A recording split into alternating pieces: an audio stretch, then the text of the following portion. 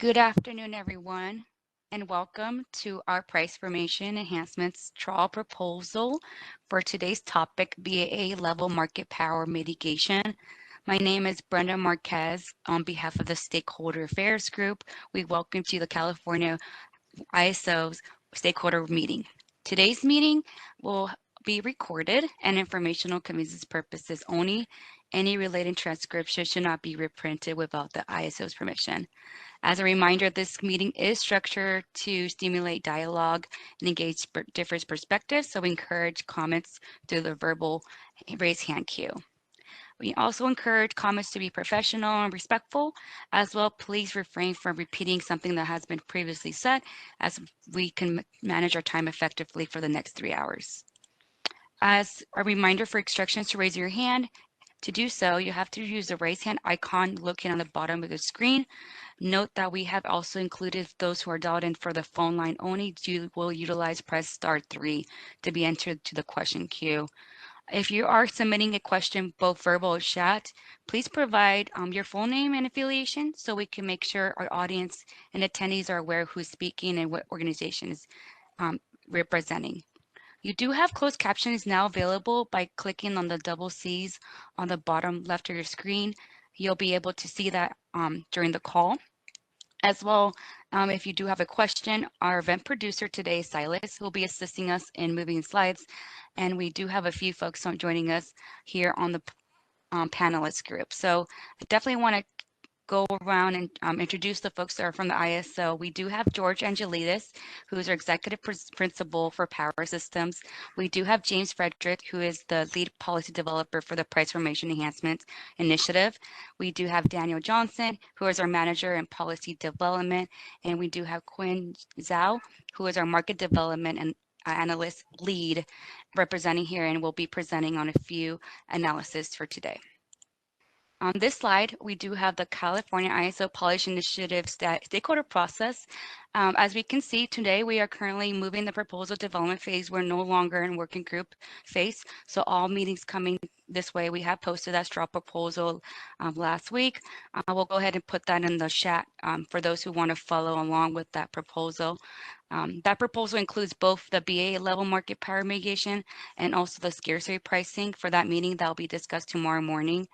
As we are moving ahead, our team will be discussing the next steps, and the next steps will include a commenting template that's available till September 19. So at this time, I will go ahead and kind of do a verbal cue check with James as we get started. I just want to check with him. Also, attendees will have a transparency view where they can see those attendees added on this line. So Silas will be adding that there as well. But just checking on the James audio very quick before we get started. I'm here. I can hear you. Great. Okay, awesome. So at this time, if there's any more questions, we'll be sending those links out for those presentations also posted.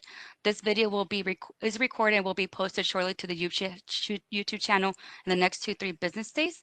And then also, anything on that initial webpage will be up to date with that link as well. But that comment template is also available if you'd like to pull that up as we have those two meetings today and tomorrow to kind of cover what are the expectations. Sounds good. So I think we're ready, Silas. I want to make sure James is ready, has time to, we can hear you and you're settled for slide 5.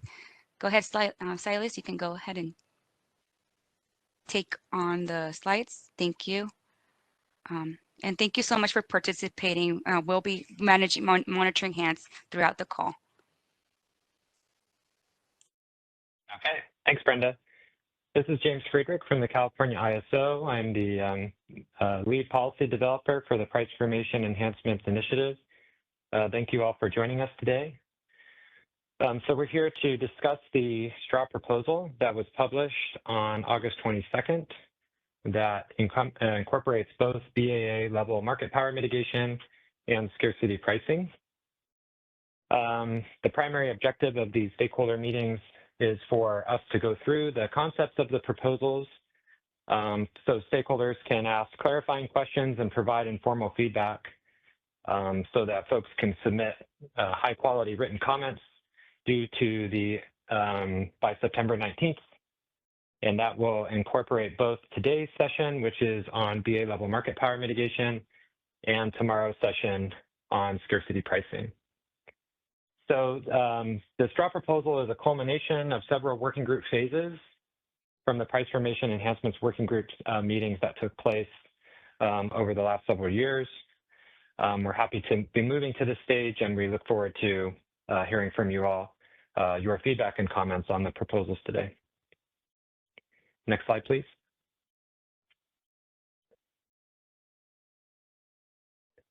Here's the agenda for today. Brenda, thank you for the welcome and introduction.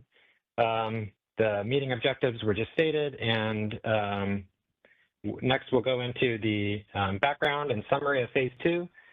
The way that we've organized this presentation today is that it does provide you with reference to the section in the proposal that is the subject of discussion. So if you're have the proposal open and you want to use the slide to reference those sections, that might be really helpful. I'll be using that as well. And the slides are intended to be pretty high level. And so we're not going to spend the entire time, listening to me talk every detail of the proposal. And that's intentional because we wanted to try to best balance, giving the best information that we can about the proposal, while also leaving plenty of time for feedback and clarifying questions. And so the material does sort of assume that the participant has read the proposal or at least have some familiarity with what's being presented. And so, in order to leave a lot of time for questions and comments here. So we'll talk about the background and summary of phase 2 of the working group for BA level market power mitigation, which covers sections 1 and 2 of the proposal as it relates to BA level market power mitigation. After about an hour, then we will get into the proposals and the discussion for BA level market power, and leaving us about 15 minutes at the end to summarize the proposals, talk about governance and next steps for this initiative. Next slide, please.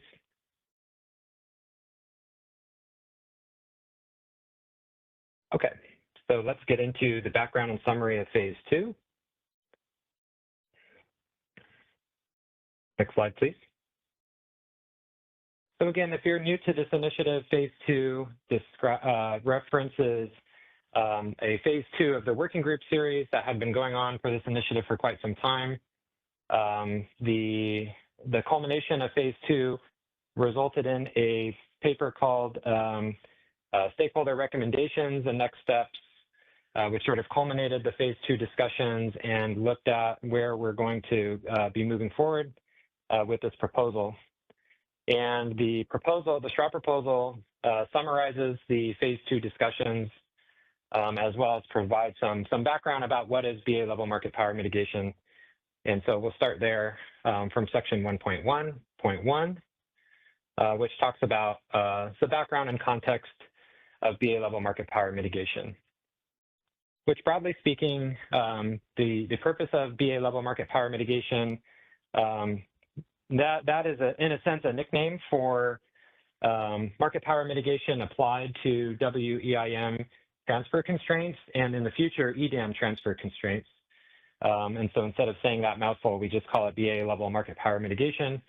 And what it's doing is ensuring that when transfer constraints bind between balancing areas participating in the regional markets, that we assure that there's competitive pricing inside the balancing areas that are price constrained or price separated from the broader market due to these constraints. And the mitigation process essentially prevents suppliers from within these constrained BAs from exercising market power over the constrained balancing area.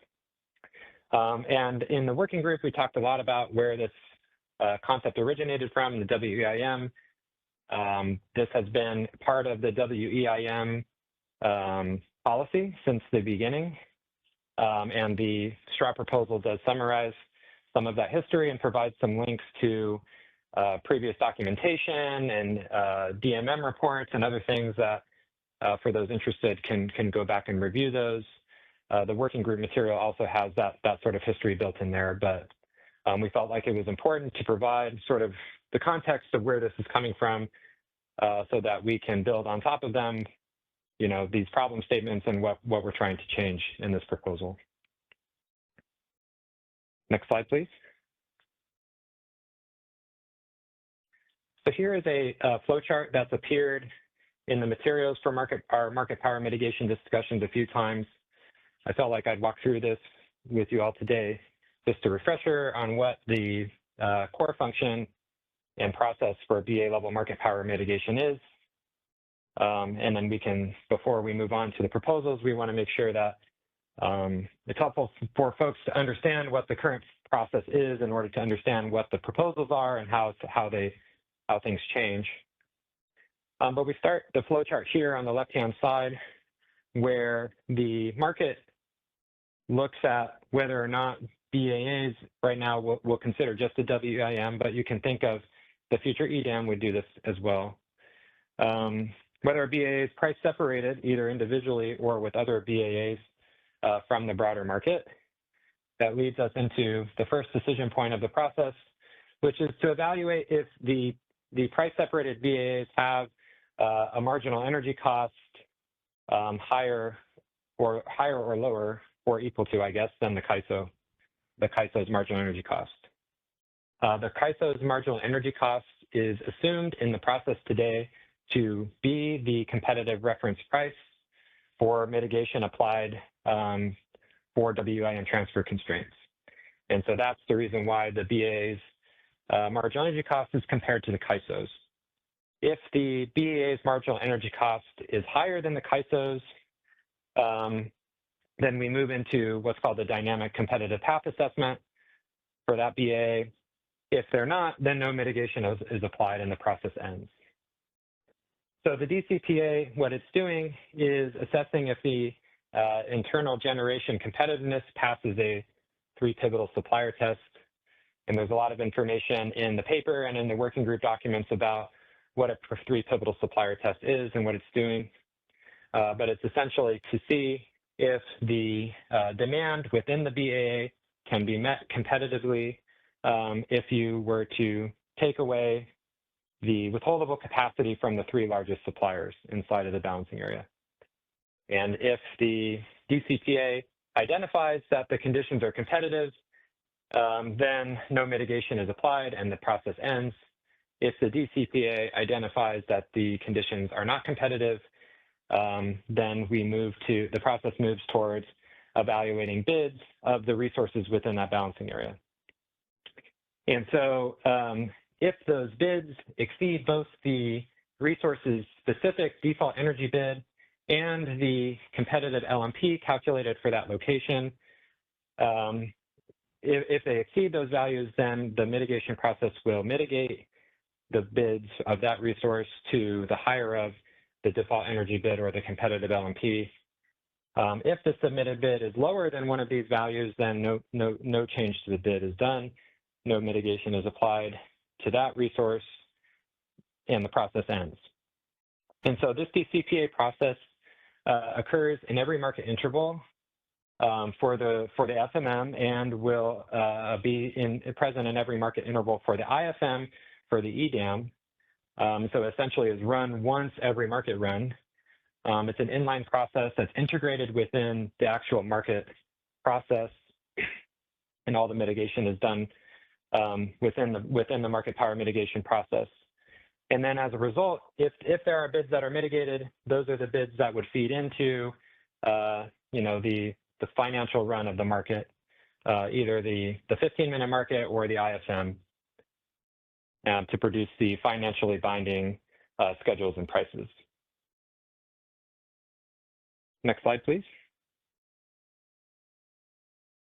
So in the working group, we discussed some of the issues with the current structure of the BA level NPM test and what we want to do about that. Essentially, it comes down to, on the left-hand side, the major problem that we're trying to address in this initiative is that the BA level test, as it's constructed today, test balancing areas one by one. And that was appropriate for the design back when the Western EIM had only a handful of participants. And now with 22 and counting, the process has, or the market has sort of outgrown this process. And so some of the problems that it leads to, that it's overestimating market power in a sense, because it's not able to consider the competitive dynamics of a group of balancing areas and only is looking at a single BA at a time. By overestimating market power, you are then potentially suppressing legitimate price signals, which is counter to efficient market clearing process and efficient price formation. And again, the methodology was useful for the EIM and its primacy, but has grown out of date.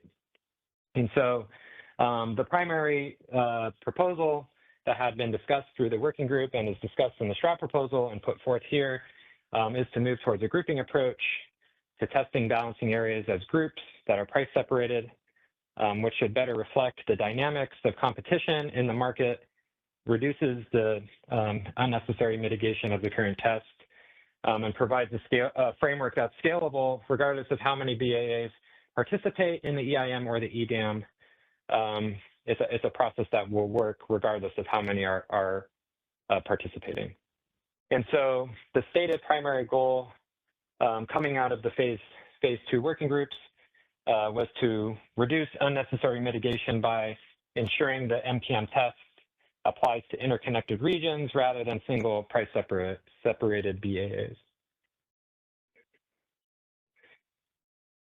Next slide, please.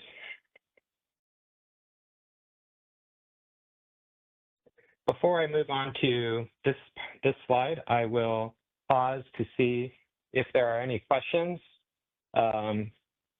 clarifying questions or feedback on section 1 as it relates to BA level market power mitigation, particularly if folks, both in the content itself, I'd like to clear up just in case it's helpful for understanding future proposals, but also in terms of the actual document, if you feel there are areas where the ISO could spend some more time explaining things, adding visuals, adding examples, et cetera, in certain spots of section 1 for the BA level market power mitigation section, that'd be really useful. So quick pause to see if there's any feedback.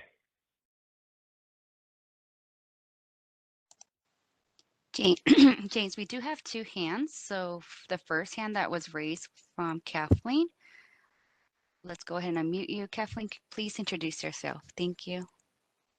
No, thanks, Brenda. Kathleen Colbert from Vistra.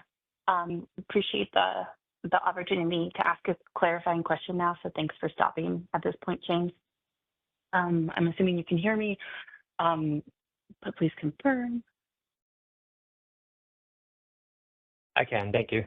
Okay, oh, great, okay. Quick clarifying question, I believe, because, and I'm asking this question, I'd like to ask it open-ended. I believe we know the answer, but as you went through this part of the presentation, an element of what we've been talking about in the working groups and what I believe is in scope didn't come across super clear. So I was hoping to ask this clarifying question and then give you a chance to kind of expand on it so that this part of the level setting can be a bit fuller, if that's all right. Can we go back maybe one slide on the problem statement? Cool.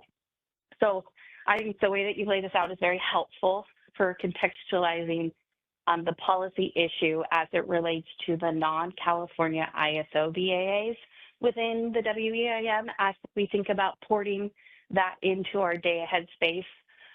I did feel like this kind of missed some of I mean, honestly, as you talk through this problem statement, someone could walk away from that concluding that this scope does not include the CAISO BAA and that the CAISO BAA would continue to remain subject to mitigation under just the local market power mitigation because this problem statement doesn't apply to it.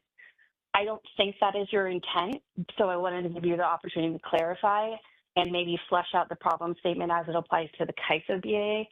just so we could have a more full level setting. I'd appreciate it for the group. Thanks.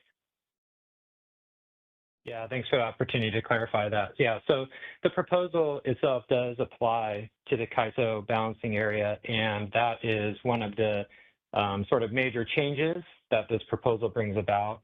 So that's true, and I agree with you that that in particular, in why that may be inappropriate or appropriate is missing, that context is missing from the slide. And the slide was more, yeah, I guess sort of centered around the grouping approach in general. But yeah, when we get to the section of the proposal that talks about the CAISO BA, I'm happy to sort of elaborate on sort of what the problem statement is as it relates to the CAISO BA specifically, and yeah. I think that would be very useful. Thanks, James. And no, I appreciate the acknowledgement.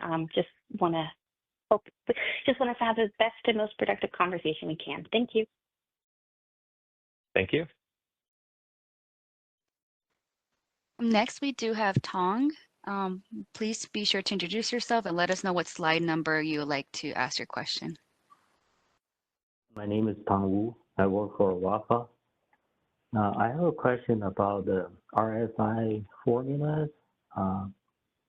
That's on like page 11, page 12 of your proposal. I wonder whether those signs are accurate. Okay, so I'm on page 11 and 12 of the proposal. So, yeah. So is there a specific part? Yeah. For example, on page 11, footnote, you have 210 minus 0. Should it be plus 0? Although it's 0, it doesn't matter, plus and minus. But on page 12, you have a formula. You have a max SCF plus min SCF. You know, the minus, that should be plus, right? Because anything in BAA would be able to meet the load. So you want to find out the generation that is available to meet the load. If you use minus, then I don't know how to interpret that. Yeah, this is a really interesting clarifying point, and I was nervous in writing the paper that my explanation was going to be confusing or not elaborate enough. But the main point here is that between these equations are trying to explain the RSI equation and essentially how imports into the BAA are considered. And well, I'll spare the math for now, but the conclusion that I wanted people to walk away from is that you can either incorporate the import into the numerator of the equation like it does in the top of page 12, where the demand it's comparing itself to is the total demand, or like in the footnote of page 11, you can consider the imports in the denominator where the 220 value is essentially the 300 total demand minus the $80 imports. And then the numerator does not consider the import. And so the main point is that mathematically, it doesn't really matter if you have the net imports on the top or the bottom. The result in terms of whether or not the BAA, the ratio is going to pass the RSI test is the same. And the reason why I put that in the paper is that there is, CAISO documentation that kind of shows it in two different ways. And so I wanted to make sure that if folks thought, well, that's not the way I'm used to thinking about the RSI equation, that I acknowledged that, yes, you can do it either way. It results in the same pass or failure. You just have to figure out where the net imports go. Yeah. Yeah, I did get that. My question is about the sign, whether it's minus sign or plus sign. And for the two formulas that you have numbers because it's -0. Even if you change it +0, it won't change. But in general, I think it should be plus, but I don't know. If you look at the algebraic formula there, you have max SCF, the first summation. That includes, I guess, the import or not import. It doesn't matter how you want to define that. But the second term, the minimum from the generator 1 to 3. Of course, in this case, in your example, the minimum is 0. But if the minimum is not 0, they have some minimum run, a minimum generation that they have to produce, then this won't be 0. If it is not 0, would you want to add that to the numerator instead of, subtract that term from the total? Yeah, it makes more sense if it's a positive. It makes more sense to me, but maybe you have some other considerations I didn't get. Yeah, so just to recap for the audience, we're talking about the RSI equation on page 12 of the proposal. And the question is essentially the RSI equation, if we're thinking about it in sort of plain English, is saying that you're going to take the sum of the maximum amount of supply counterflow from the fringe competitive supply, and you're going to subtract off essentially the minimum amount of, you're going to subtract off the minimum supply counterflow from the potentially pivotal suppliers. And so it's that second term that's causing the confusion.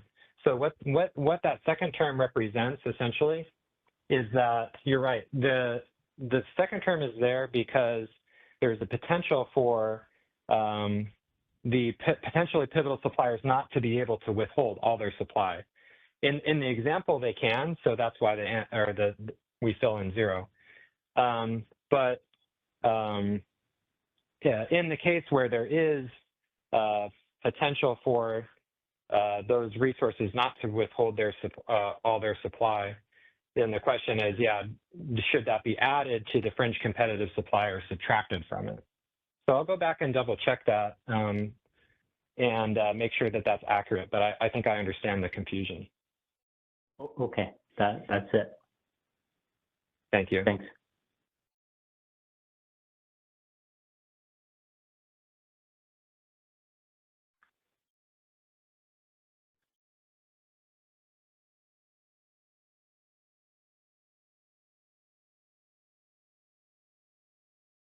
Any more questions in the queue? There's no more questions in queue. Okay. So now we're going to move to slide, let's see, you're on the right slide.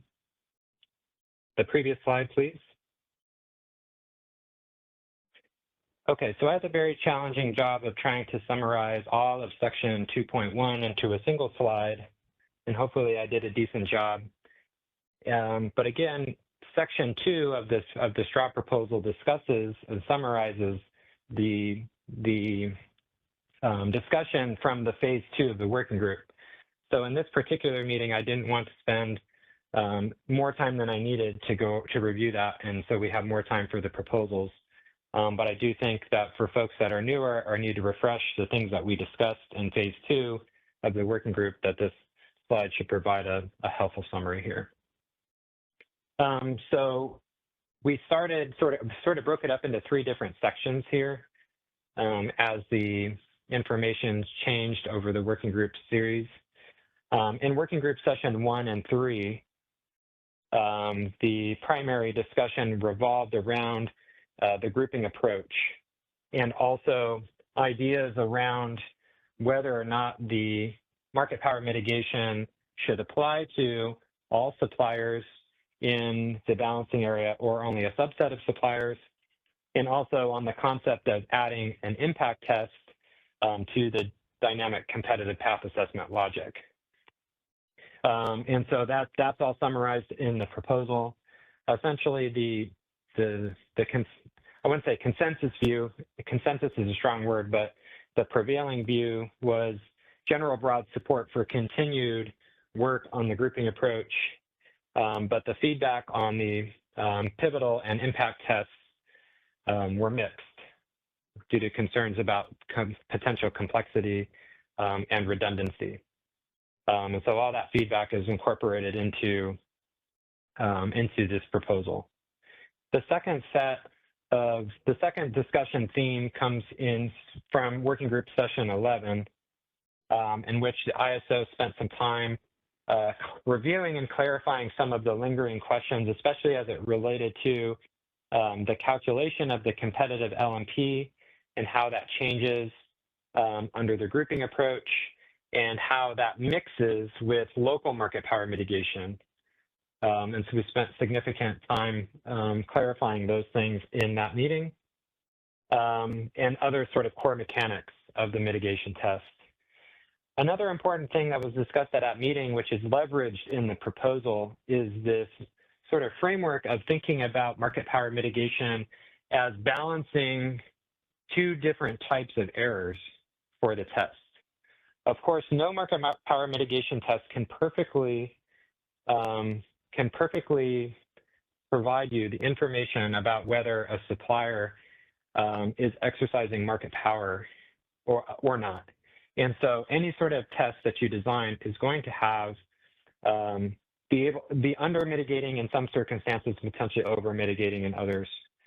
And the idea here with any sort of market power mitigation framework is that we're trying to minimize the set of type 1 and type 2 errors, whereas we defined it in the working group, a type 1 error is a false positive. So mitigating a supplier who's not exercising market power, and type 2 errors are false negatives, or not mitigating a supplier who is exercising market power. And we think that that framework is really valuable, and we use it in this proposal to talk about some of the options of the proposals themselves. And we hope that that's valuable for stakeholders to be thinking about, that, of course, some options are going to be better at reducing type 1 errors relative to type 2 errors, and vice versa. And hopefully that the idea is something that we can find that best balances the two. There was also discussion about the competitive LMP as it relates to an impact test or an impact step, where essentially the working group considered whether the DCPA could use an additional step that evaluates whether or not how much the offer from a supplier that's being evaluated for mitigation changes the local market price. And the conclusion after that working group meeting was that the competitive LMP that's used as a reference for mitigation would be redundant with that step, and that an impact test essentially would not get you anything more than what's already being done. And then finally, the last tranche of working group meetings came from the working group session 12 and the market surveillance committee meeting that followed about a week after that, in which the ISO presented analysis on the BA level market power mitigation using historical data to identify and discuss both the competitiveness, underlying competitiveness of the CAISO balancing area itself, but also some counterfactual analysis about why or what the expected impact of the grouping approach would be on the frequency of mitigation in the WEIM. And so the findings were that with the CAISO excluded from the tests, the frequency, if the CAISO is excluded from the grouping approach and the assumption that the CAISO is inherently competitive remains the default assumption, that the grouping approach reduces the frequency of mitigation, However, when the analysis included the CAISO BAA in the grouping approach, the amount of the frequency of mitigation increased pretty dramatically. And also that the CAISO BAA itself was often failing the 3 pivotal supplier competitiveness tests during peak summer hours. And so that was a peculiar finding. And so we presented that information to the Market Surveillance Committee, who essentially said, well, that result is counterintuitive, but it likely results from a flaw in the 3 pivotal supplier test itself, where the test assumes that an affiliate who is both a supplier and a load serving entity would rationally withhold all of its capacity above and beyond what it needs to serve its own retail load.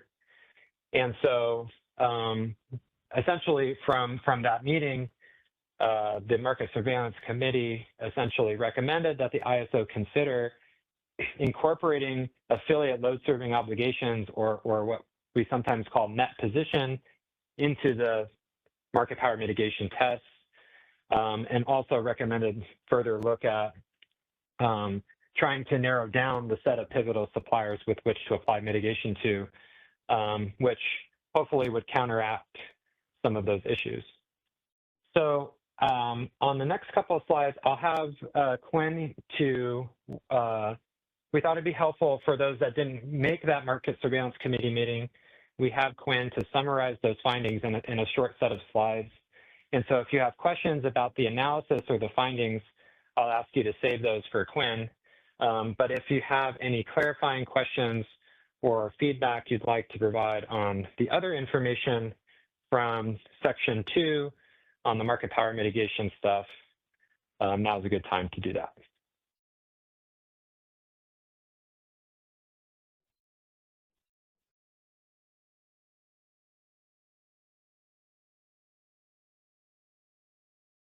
Not seeing any hands up in the queue so far.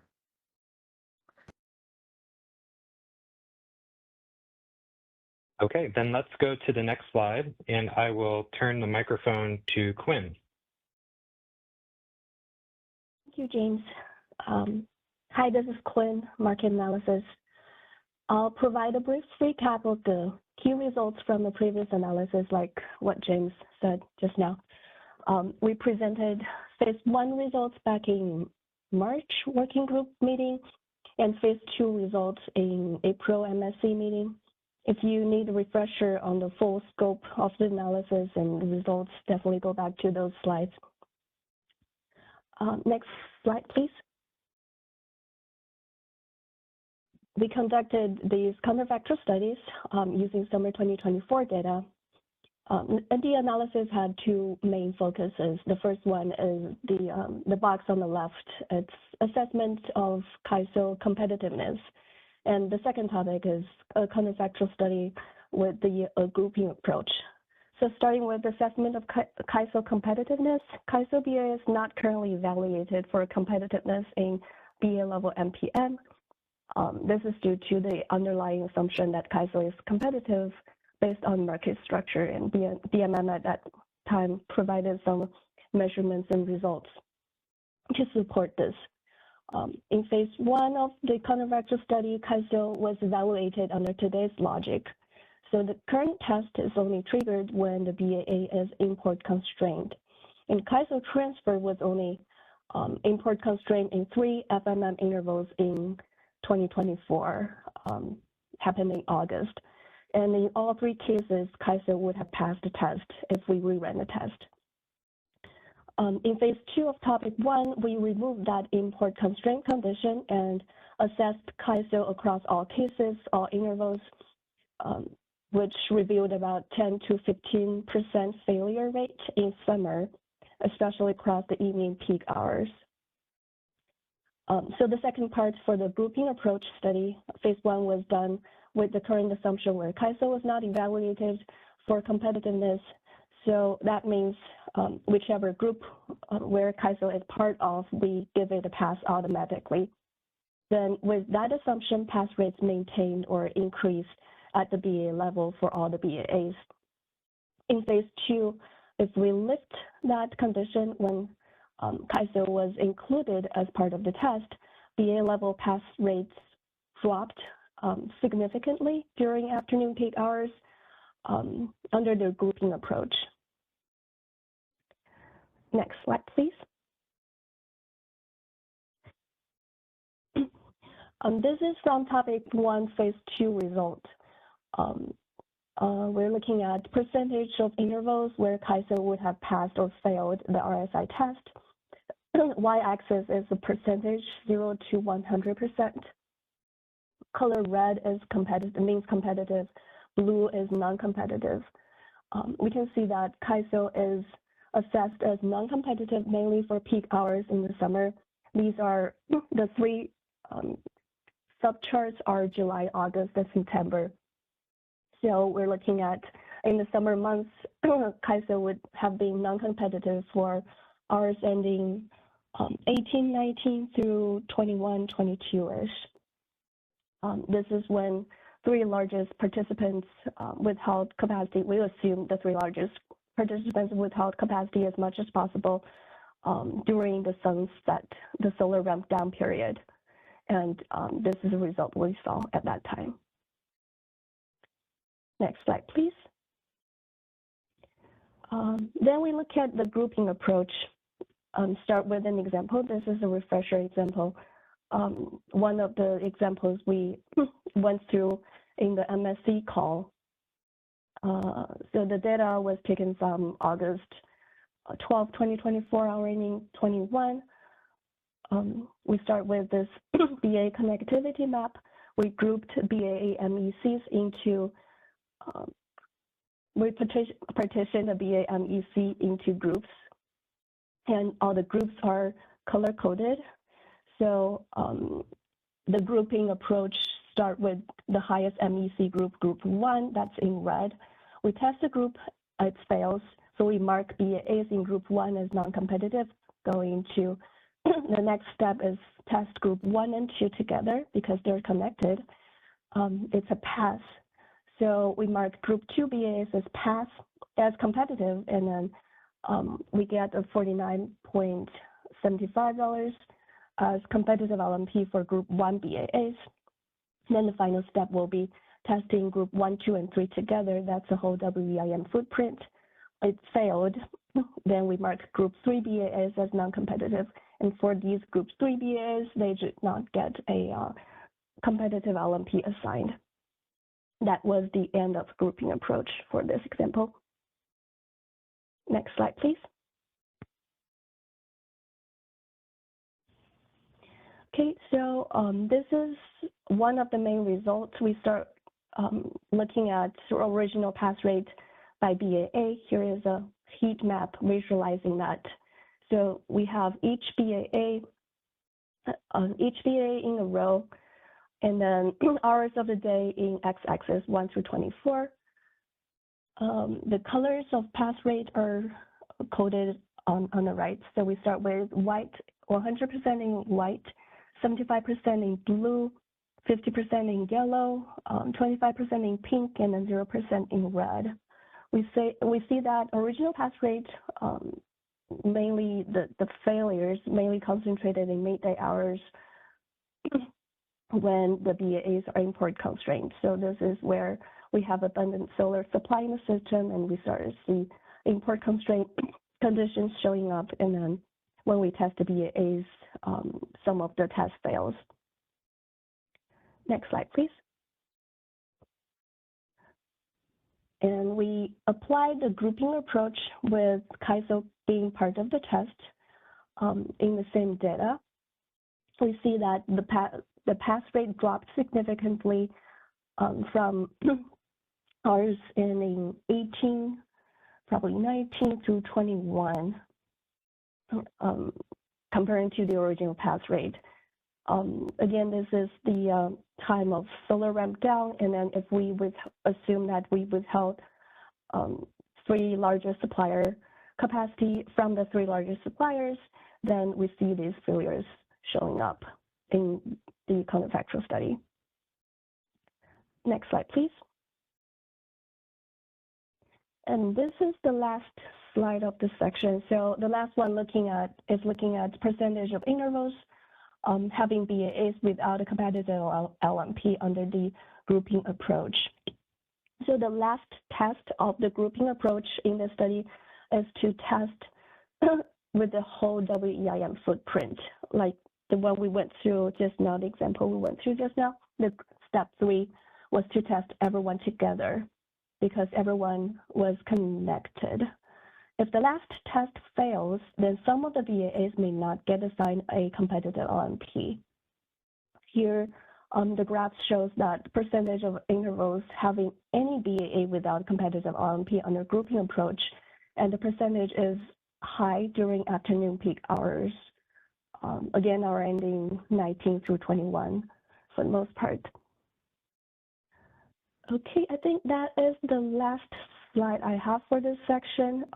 Just a very quick review of the results from the counterfactual studies we've done.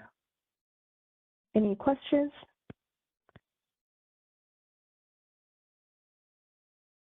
Yes, we do have 2 hands up in queue. First from Kathleen Colbert, your line is unmuted. Thank you. Kathleen Colbert from Vistra. Very brief. It's really more of an ask than a question. It has, I think probably the slide that I had this ask come up in my head, I think was the one with the orange and the blue kind of KISO BAA. I can't remember which slide that was. Apologies. It's probably 13. Let's try 13. One more, 14 then. One more. Yeah. Oh, yeah. Perfect. Okay. This was an interesting chart. Of course, I love all the data and all the analysis. So thank you very much for the time. Thank you for going over it again. My ask was actually one of the things that jumped out at me was that the time frame used for this analysis is July through September of 2024. And one of the things that I was thinking through is between September 2024 to, and I'm not going to say now because the numbers I actually was using for this thought exercise came from the 2025 summer loads and resource assessment. So like, let's say May or June. So at that time, the number of new capacity that was brought online in the KISO BAA since September of 2024 was at like 5,500, including both those that had achieved COD and also were planned and kind of going forward. So I just use that as a simple way to contextualize the data you're showing now, plus an additional 5,500 megawatts of capacity has been added since for this summer. And that's like that's over 10% of KISO's historical peak. And so I would so appreciate it if you could update this analysis to show it for this summer once we have, maybe next month or something. But that being able to compare and contrast 2024 to 2025 to the same month is fine. And just if I can see that, that would be really, really helpful for me just to kind of understand the persistence of this trend and how our development activities are impacting or not impacting the results. Does that make sense? That would be so helpful. Yes, thank you for the ask. Something we can take back and evaluate. Yes, this data is from 2024. So we did have actually 6 months of data in this counterfactual study. So that went from July through December. Then if we're looking at this summer, we're still at the end of the summer time frame. So yeah, we'll take it back and look at our timelines and see. Maybe it would be helpful if you take that ask back, because that's helpful. And I know we're on a timeline, so and want to remove all the roadblocks we possibly can, but maybe doing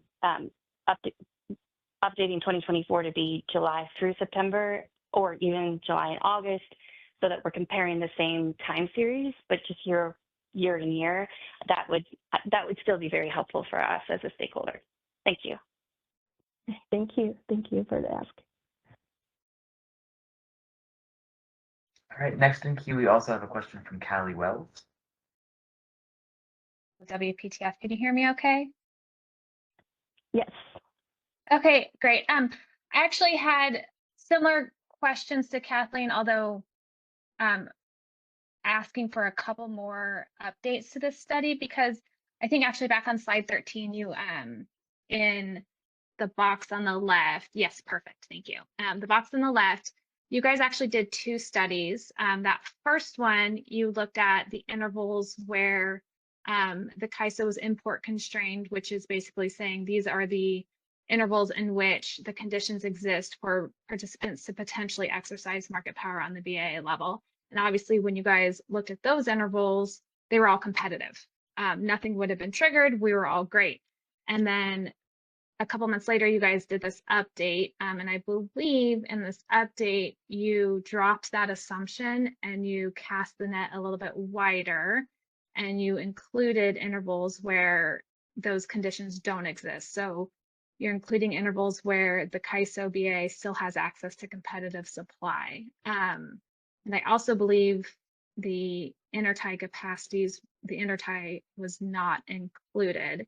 So I guess my ask would be if you were to update the studies, if you could include the extra capacity that Kathleen mentioned, but I think it's also important to include the interties because obviously CAISO imports a lot of energy. And I'm talking not on the, obviously the import constrained areas, but the actual interties with non-EDAM and EIM BAs. But then also, I think it makes more sense to have it aligned with identifying the intervals in which conditions exist where participants could potentially exercise market power, and that's when the CAISO is actually import constrained, right? Because that's really what we're trying to get at, is identify how frequently that happens. So if you could include those assumptions, which I think aligns more with the intent of this policy effort, when you update that study, that would be wonderful. Hi, thank you for the ask. First of all, I'm trying to unpack the different things in there. The transfer import constraint part, yes. In the second phase, we said let's test CAISO regardless, import constraint or not, because under the current MEC design, CAISO will be the reference. So this condition is almost never triggered, right? But if we drop that going into a grouping approach, we will be looking at all layers of groups, MEC groups, when there is a price separation between the different BAA, the cost component of the different BAAs, then we would see a price separation, and then potentially CAISO would be tested within a higher level group if it's part of the higher level group. That was the reason why the import constraint part was not considered in the grouping approach. If we redo the first part, the first topic, the assessment of CAISO competitiveness, I'm guessing we'll get similar results, but because CAISO is never import constrained. But it's a different story if we go into a different feature grouping approach, if that makes sense. That does, and I appreciate that. I'm just, if the point of this analysis was to figure out whether or not the assumption that the CAISO BA on its own is competitive or not, and can exercise market power in certain conditions. I think that's why I felt that the first study assumption aligned more with that study case. But so I guess the ask is, if you were to update this, I don't necessarily think it makes sense to include all intervals in this test. I think that's really probably going to increase the number of type 1 errors that we're going to get out of this analysis. And then, yeah, just the other piece of my ask was along the same lines with the additional supply capacity that Kathleen mentioned, but also make sure that we're including the interties, because that's a lot of supply that's available to the CAISO BA that I think was not included in that second test, or in that second study that you guys did. Okay, yeah, well, we'll need to take it back, because if we are to alter the methodology of this counterfactual study, it's probably more efforts involved, we'll take it back and evaluate the effort and timeline we have. And thank you for the ask. Okay, thanks.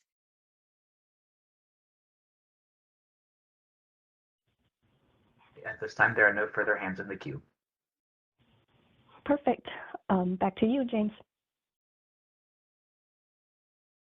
Okay.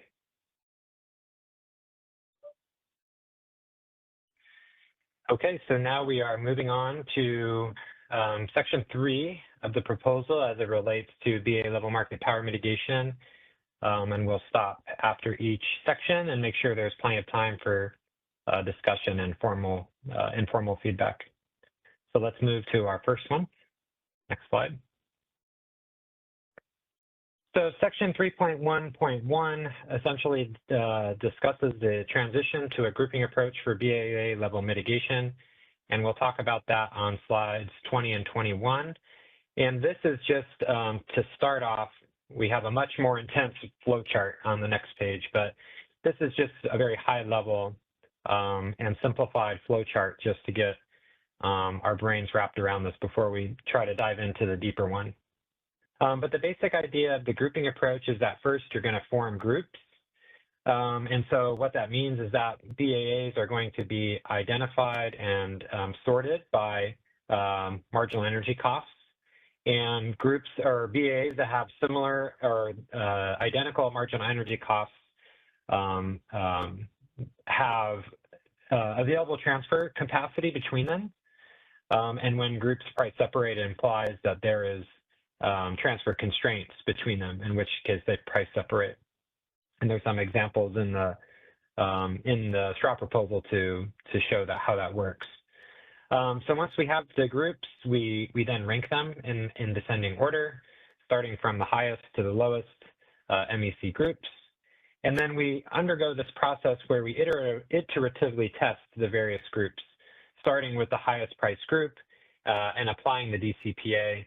And essentially, if the group passes, the BAAs within the group are deemed competitive, and then you move to the next group. And if the BAA fails or the group fails the test, then the BAAs within that group are deemed uncompetitive. And you have an iterative process to continue to test all of the groups until all of the BAAs have been evaluated for every market interval, both in the 15-minute market and in ISM for the EDAM. And then slide 21, if we go to the next slide, is going to get more intense. So we'll walk through this slower, but this is a pretty comprehensive look at the test, which will include things about what BAs to select next and how the competitive LMPs are formed. So we'll go through this flow chart and then we'll pause for questions. So we start here on the left-hand side where it says start in green. We already talked about the process for forming and ranking BAA groups by marginal energy costs. And then essentially the first decision point of the process is to see if there's any untested groups left. Of course, if we get to the test and there's no untested groups, then the process ends. But if there are untested groups, then we select the highest ranked untested group and call it the quote unquote current group. And highest ranked again means highest price. They're ranked by price.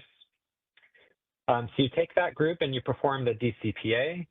The DCPA logic is the same as it is today, except for, we'll talk in some of the future proposals, some changes to some of the underlying calculations. But essentially, we're performing, doing a 3 pivotal supplier test and identifying whether the residual supply index within that BAA, absent the 3 pivotal suppliers withholdable capacity, is greater than or equal to 1. If the answer is yes, then we go down in the chart and the groups pass, and the process marks all of those BAAs that are unmarked competitive. And the unmarked part is purposeful because it's possible that groups sort of form larger and larger as we go. And so sometimes when the BAAs are being tested have already been evaluated. And so by saying unmarked BAAs, it's saying that if the BAA has not been tested yet and they pass the test, then those unmarked BAAs are competitive. And if if those BAs are found to be competitive, then they set the competitive LMP. The lowest MEC group sets the competitive LMP for the group in case any higher price group that was joined with it was previously found to be uncompetitive. Then if the RSI test fails instead, then we mark the unmarked BAs to be non-competitive, and the process continues by checking the next highest ranked group. So that's more or less what was described in the previous slide, but now here's where the more fun happens, which is that we need to identify how to find the next group to test. Okay, so we're going to check if the next highest ranked group, of course, if there's no more groups, the process ends, but if there is another group, and what we have to find out is, does it connect to the previous group? And by connect, we mean if there are available, if there's transfer capacity established between any group or any BA within the group, the next group and the previous group.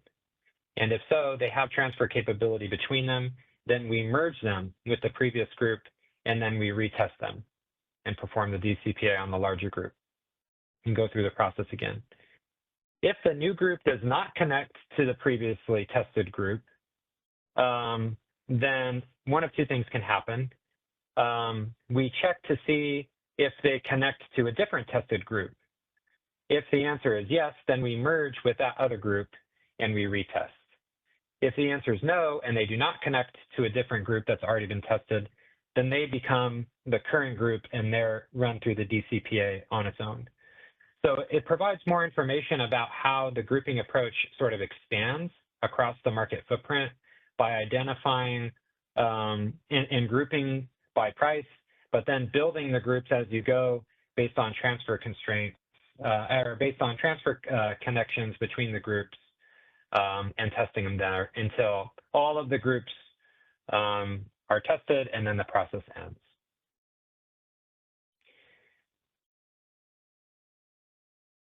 So it's a complicated flowchart. I hope this is helpful, better than going through in words what the process is like as the proposal does. And I'm happy to take clarifying questions or feedback on the flowchart here and the grouping approach in general. The first hand we have is from Tong. Go ahead and introduce yourself.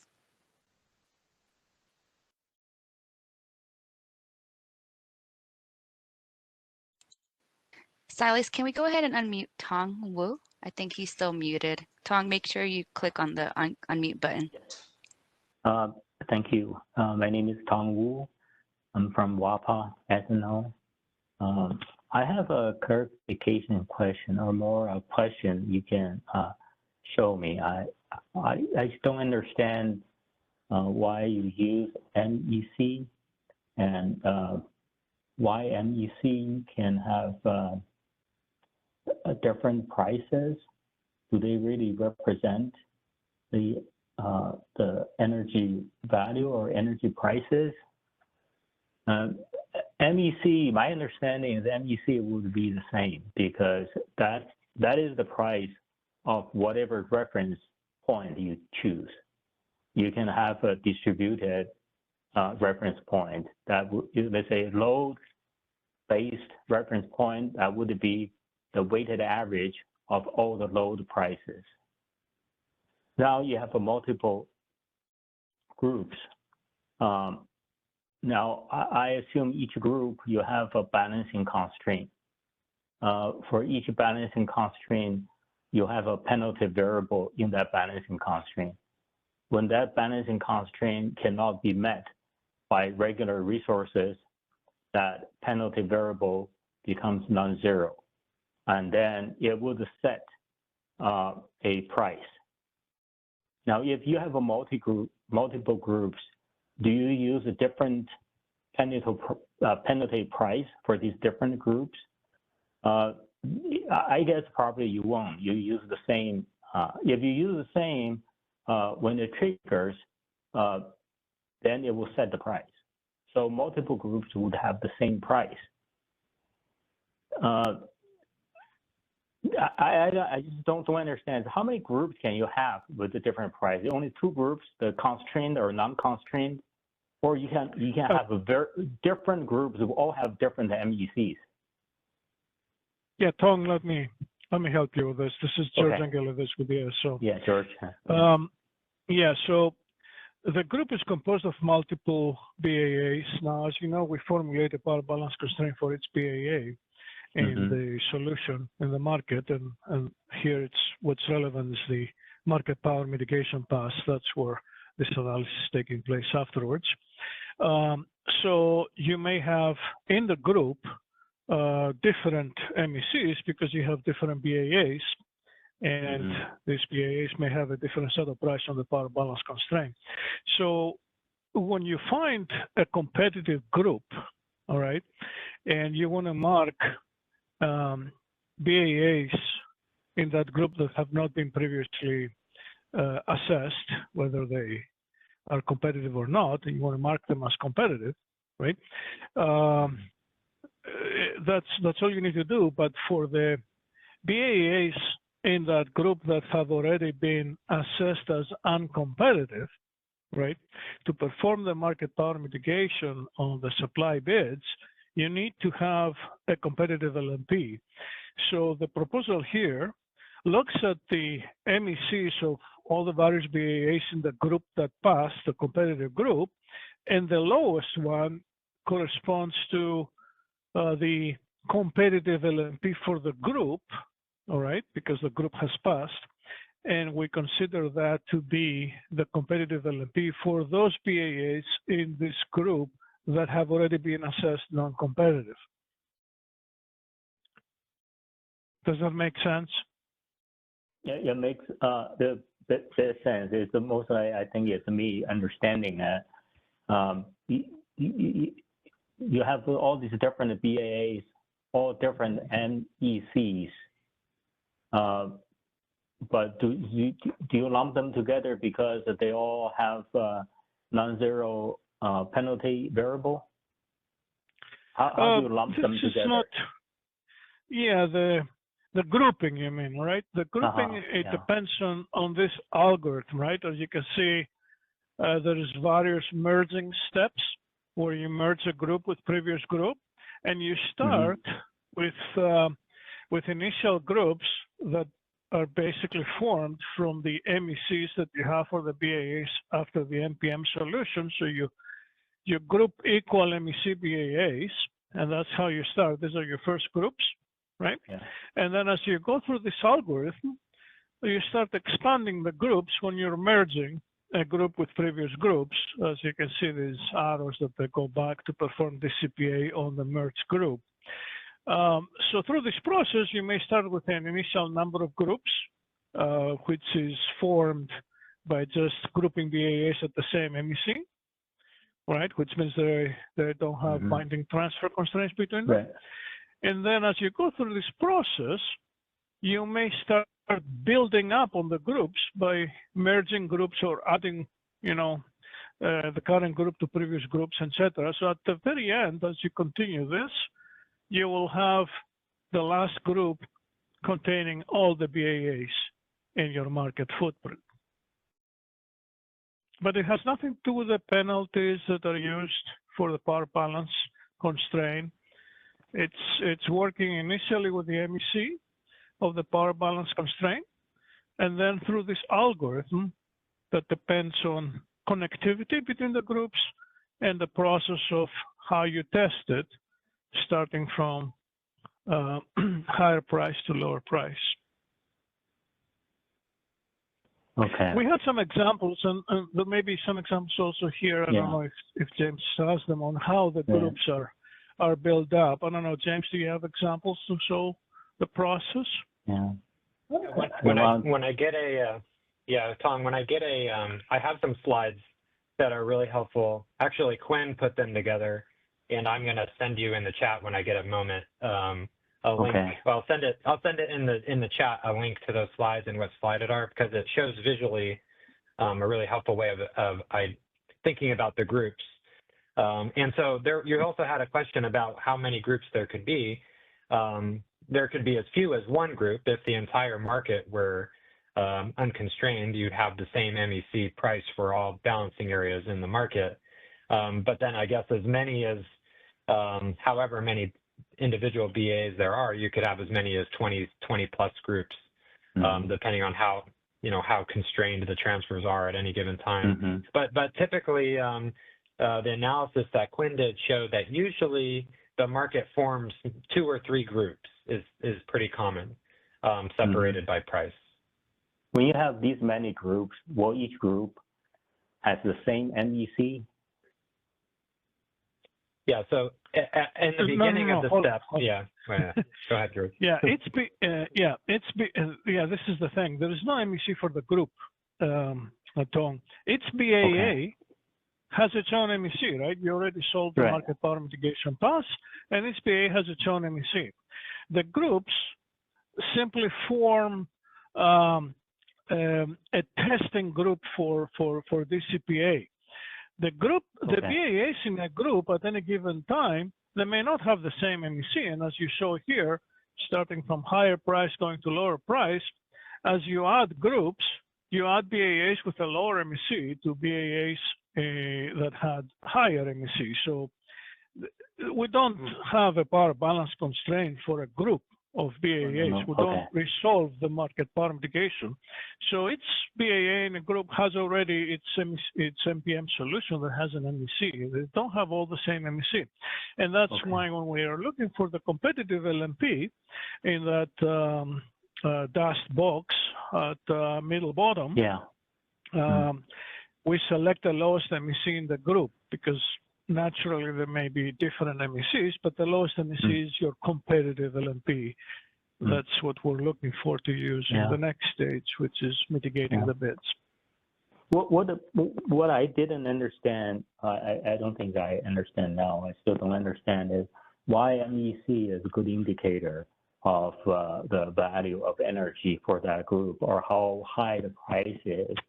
Because the MEC is not the whole LMP. The whole LMP is set by the generator. The MEC is not. That's a good question, Tom. So that's a very good question. And the reason is that this is BAA level market power mitigation where we ignore the effect of marginal loss and marginal congestion. We're only looking at the common price that every resource in the BAA has, which is the component for the marginal energy cost. So we have different mitigation for transmission constraints.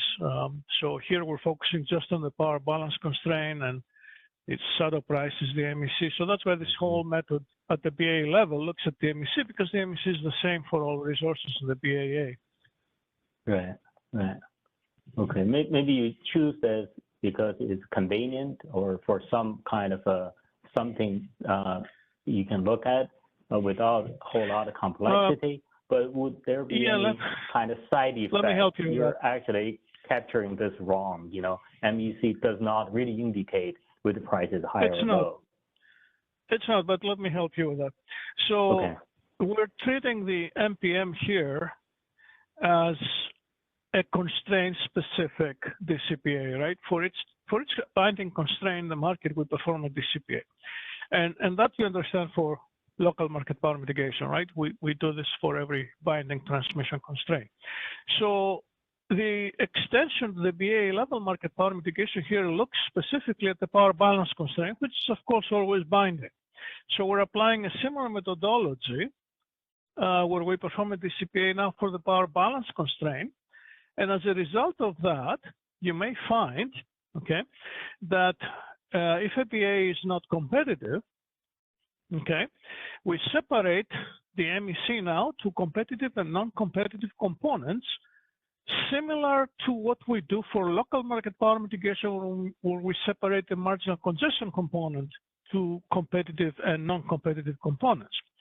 So here, at this dashed box, where we say the competitive LMP, the correct term would have been competitive MEC. I would prefer to say competitive MEC. We determine the competitive MEC, and now for BAAs that are uncompetitive in this process, they have an MEC that is higher than this competitive MEC. So the MEC is actually split again, similar to local market power mitigation, to a competitive MEC component, which is what comes out of that dashed box, and the remaining, which is non-competitive. And then the market power mitigation follows the same process where we add up the non-competitive components. Now you don't only have contributions to that from the marginal congestion component from LMPM, but you also have a contribution for the non-competitive MEC component out of here. So you add up the non-competitive components, and the rule says, the existing rule, if your net non-competitive LMP component is positive, right, then you can actually exercise market power to increase your LMP through that component, right? And that's why we say we mitigate your bid above the sum of the competitive components on the LMP. Mm-hmm. Make sense? Yeah, a little bit. So in this case, the slack bus or the reference bus to determine this MEC, is this load distributed or gen distributed? Well, let's see. You have to see how we write the linearized power balance constraint for each PAA, because it's the set of price of that constraint. And in that constraint, you have contributions from supply resources, contributions from net transfer, right? It's in that constraint. In IFM, which is what we're talking here for the market power mitigation the day ahead, we use an MPM pass before IFM. You also have load bids, right? So you have supply bids, demand bids, transfers, and of course you may have also imports and exports from interties. All of this go into the power balance constraint for the IFM. Nothing is distributed in the IFM because you have individual load bids. If you go to RAC, because we'll be running, at least in part of the DAME proposal, we'll be running also a market power mitigation for RAC. RAC is not using load bids, it's using the demand forecast, and that is distributed. So the power balance constraint in RAC has a distribution component, which is how the load is distributed, and we're using load distribution factors for that. So it has an effect, a side effect, on how the shadow price of the power balance constraint is determined. But for IFM, there is no such distribution. So it really depends on the market power mitigation pass and which market you're doing it for. Maybe I'm taking too much time. I'm just asking a final question. So for this, usually for MEC, it is either like a weighted average of all the load price or a weighted average of all the gen, or you can be weighted average of gen and the load. So for this MEC for each BAA, would it represent the weighted average of gen or weighted average of load? If it represents the weighted average of the gen, then this makes more sense because it represents on average the price of the generators. But if it represents weighted average of load, then when you do this market power mitigation to generator based on the weighted average of the load, the relationship, the effect might not be that clear. So that's where why I came, where I came from. I have all these questions. I don't know. And that's a hard one to answer, Tom, because the MEC is the common component in the LMPs of all resources in the BAA. Of course, you cannot say that the MEC is a weighted average, because weighted average of what? If you say it's the weighted average of the MECs, which are all the same, then yes, that's correct. But it has nothing to do with the weighted average of the LMPs because of all the other components that are there, marginal losses, marginal congestion. And as I said, in this analysis here, we're focusing on the power balance constraints, so we're ignoring congestion and loss components. Congestion is considered in the locational market power mitigation process, which is a similar process applied for the binding transmission constraint. Here, we're doing it for the power balance constraint. Whatever constraint we're doing it for, we're focusing on the shadow price for that constraint. So here, that is the shadow price of the power balance constraint. And in the IFM, all resources contribute to it, both supply and demand resources. In rack and real time, obviously you don't have load resource contributing to it. It's demand forecast. It's not a variable, right? It's a constant. So only supply resources contribute to it. Take that with a grain of salt in your thinking. Well, I thank you so much for taking the time to answer my questions. I don't want to take too much time of everybody. Thank you so much. Thanks, George. You're welcome.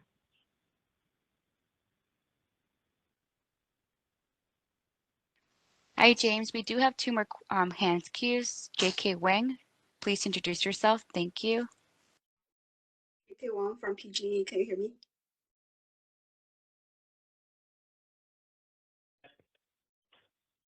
All right. Yeah. First, thank you so much for putting together the flow chart. It really helps visualize the process. Just the discussion between Tom and you and George kind of like, lead to this. I think it will be helpful to have a example alongside the flow chart. I understand that you had some slides before and there were more detailed discussion of the examples in the previous working groups.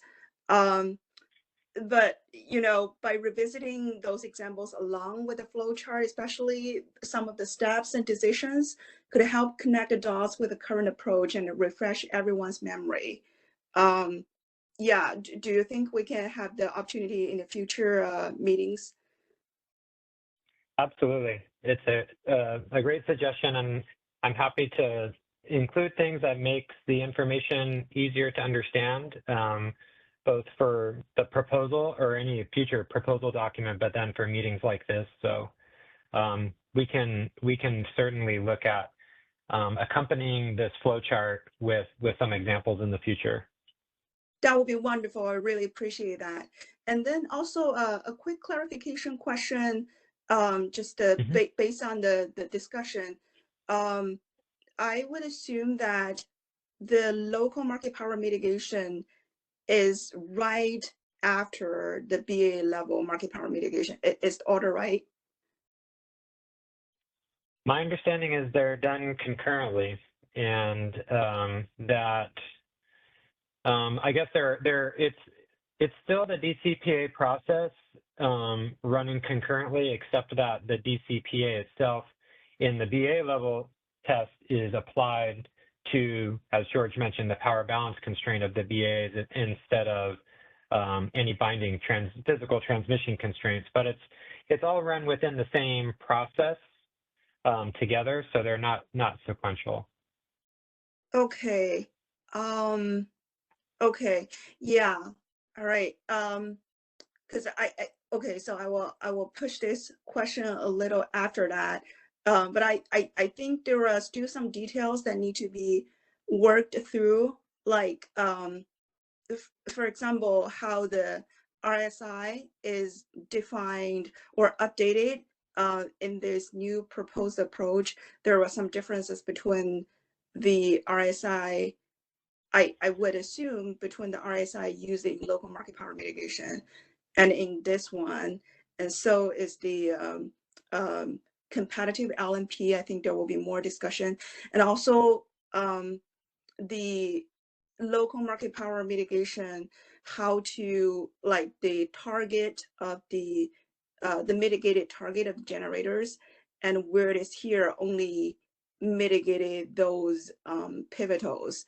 So yeah, so if we can, I know this is a separate topic, but if we can have a clear formulation or like a comparison table between the two, that will be very helpful to the stakeholders to understand the processes. Okay, that's helpful to know. For the competitive LMP formulation, it may be helpful to review working group documentation for working group 11. I think on the website, it's actually listed. It's the, let's see, it's the March 5th meeting. And so in that meeting, we did discuss a bit about the competitive LMP and how it forms as a combination of the BA level and the local tests. And perhaps the proposal should provide more detail about that, how that works. And I like the suggestion of making some more comparisons to local market power, really to help folks distinguish what the differences are. And then finally, you bring up an interesting point that I don't know I really emphasized in the proposal or not, which is that for the upcoming discussions on the pivotal supplier, it may not be clear from reading the proposal that the intention is to apply that in the time being only to the BA level test and not to the local market power mitigation test at this time, as sort of an incremental step towards seeing if that process is worth applying to the local market power, which would require more software changes and more intensity and implementation. So yeah, those are all really helpful things to bring up that we can clarify in future iterations. Yeah, thank you. I think, I understand there are a lot of discussions already, and I'm sorry to make it seems repetitive, but you have been working on this, and for us, it's been a long time memory. We do need some refreshments to make things more clear. And also for the RSI, in the proposal, there is I think a new definition of the withholdable capacity. I was wondering, like, if there's a formulation, not just in the example, like clearly lay out how the RSI is formulated. So yeah, I look forward to see those details in future discussions. And finally, I'm sorry if I jump ahead too far, but I want to know, does CAISO plan to test this proposed approach like they did in the previous working groups? As we see, like, in the first test of the grouping methodology, it reviews some of the problems, like, attributing to not excluding net buyers, or like, not considering them the way that withholdable capacity is counted. If we have a similar test for this proposed approach, hopefully everything goes okay, but it's also possible we can see some problems ahead of time and address those before we dive in too deep. Yeah, I 100% agree. We are working with Quinn and her team we agree that it's a good idea to run the grouping approach analysis through some of the updated changes that we've made to the withholdable capacity calculation to see what the impact was, because essentially this whole thing started as sort of an informed hypothesis and from the Market Surveillance Committee, and an issue they've been raising for a long time about whether the withholdable capacity calculation is the best representation of the supplier's incentive to exercise market power. And in a sense, we've sort of recognized that the grouping approach without those assumptions being changed seemed to lead to a place that we don't want to be, which is what Quinn presented. The frequency of mitigation was just a lot higher than seemed intuitive. Right. And so I think I agree with you. It's very important to test whether the new assumptions make a difference in that or not, for us all to sort of be able to, band around this idea. Yeah, I really appreciate that. I understand, some of the tasks actually happens along the CAISO's process in the market sim, but it seems it really paid out like we tested earlier. So appreciate the CAISO's flexibility, and thank you. Yeah, and one more thing to add there, one of the core reasons why that hasn't been done already is that the proposal leaves some room for creativity and for stakeholder feedback on how particularly the ISO should measure an affiliate's load serving obligation. And we provide some different ways of potentially doing it, but we wanted to give, leverage the collective minds of the stakeholders to make sure that, we could sort of come to the best ideas possible on how exactly we would do that. And then once we've established sort of a method that seems reasonable, that has some backing behind it, then would be a good time to go back into the analysis and plug those new assumptions in. That's great to hear. Thank you so much. Thank you. Last, we have Kathleen Kober. Let's go ahead, Silas, and mute Kathleen. Thank you. Thanks. Kathleen from Vistra. Yeah, no, I thought that all of those discussions were useful, and I'm reacting to both Tom and JK's. I just love the word JK used of refresh. That really resonated with me. I think, you know, I know the CAISO, like, you guys are living and breathing these policy changes that are coming down the pike on a daily basis. On a stakeholder side, I'll speak for myself. I'm the only team of one that does all of your stuff. And so my brain gets pulled in so many different directions. And from when EDAM and DAME order was dropped in December of 2023 to now, you know, it's not been fully 2 years, but it's really, really close. And I have found, even in listening to the trainings, like how much, oh, my brain really needs that refresher. It's the perfect word.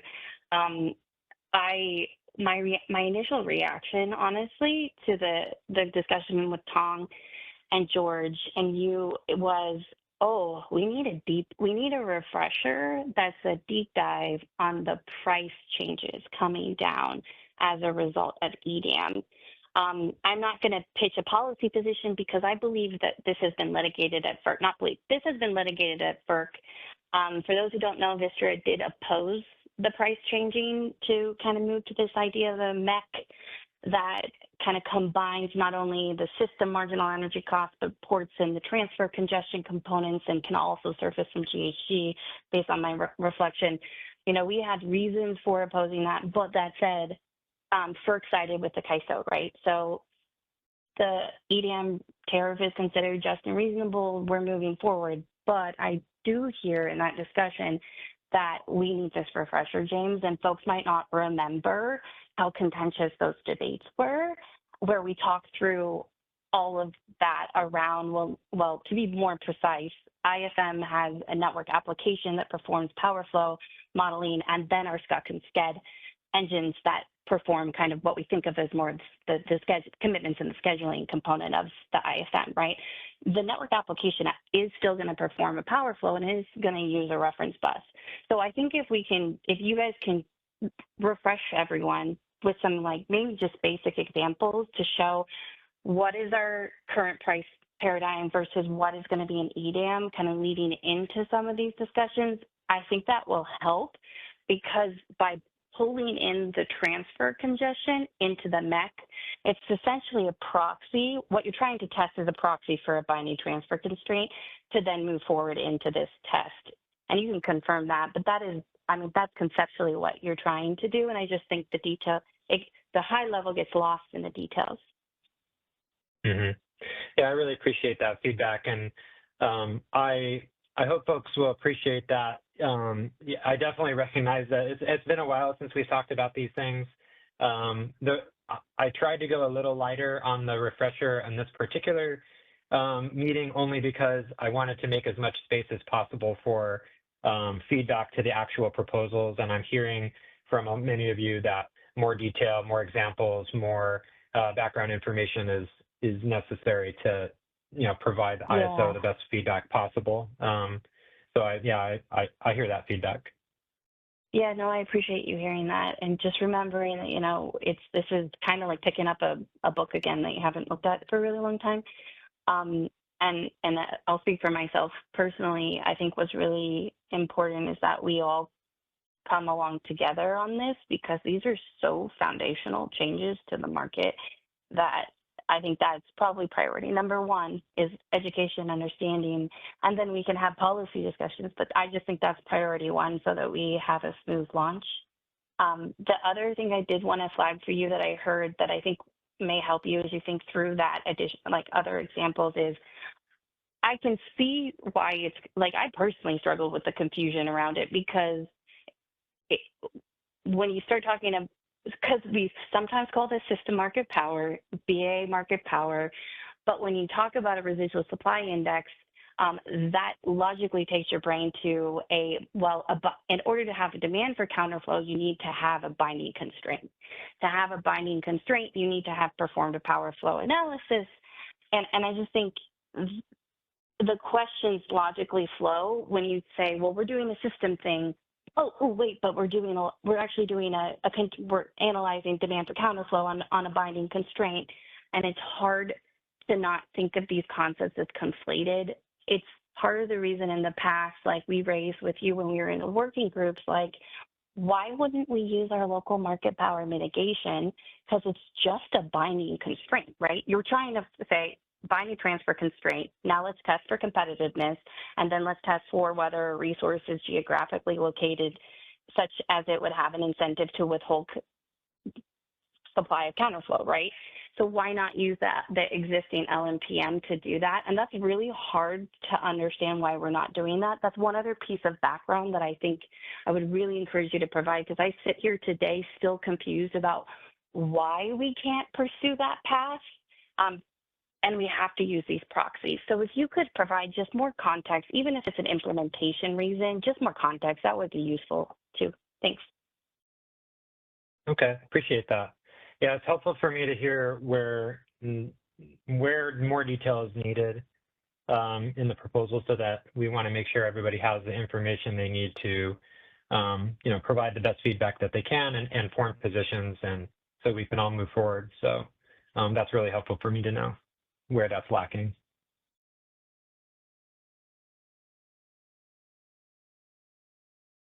That's great, thank you. There's no more further questions, James. All right, thank you very much. Let's see what we've got on the next slide. Okay, so we have a single slide to discuss in here the information from section 3.1.2 of the proposal, which is a short, well, I think it's only a one paragraph section that basically says that the plan is to include the CAISO BA in the BAA NPM tests. Really, the primary goal with which we're approaching this is that we think that a framework that applies consistently and equitably across the market footprint as it relates to market power mitigation rules is something that we should strive for, and that the default assumption from the proposal is that the CAISO would undergo the same BA level grouping and testing as all the WEIM and EDM BAs for the real time and for the day ahead market. And functionally, what that means is that the BA market power mitigation test would no longer be triggered by comparing the marginal energy cost of a WEIM BAA to the CAISO. Now the process for ranking and grouping BAs would include the CAISO, and so it would not be limited only to BAs that are price constrained higher than the CAISO as they do today. So we're, so that basically summarizes section 3.1.2. Happy to answer any clarifying questions or take any feedback here.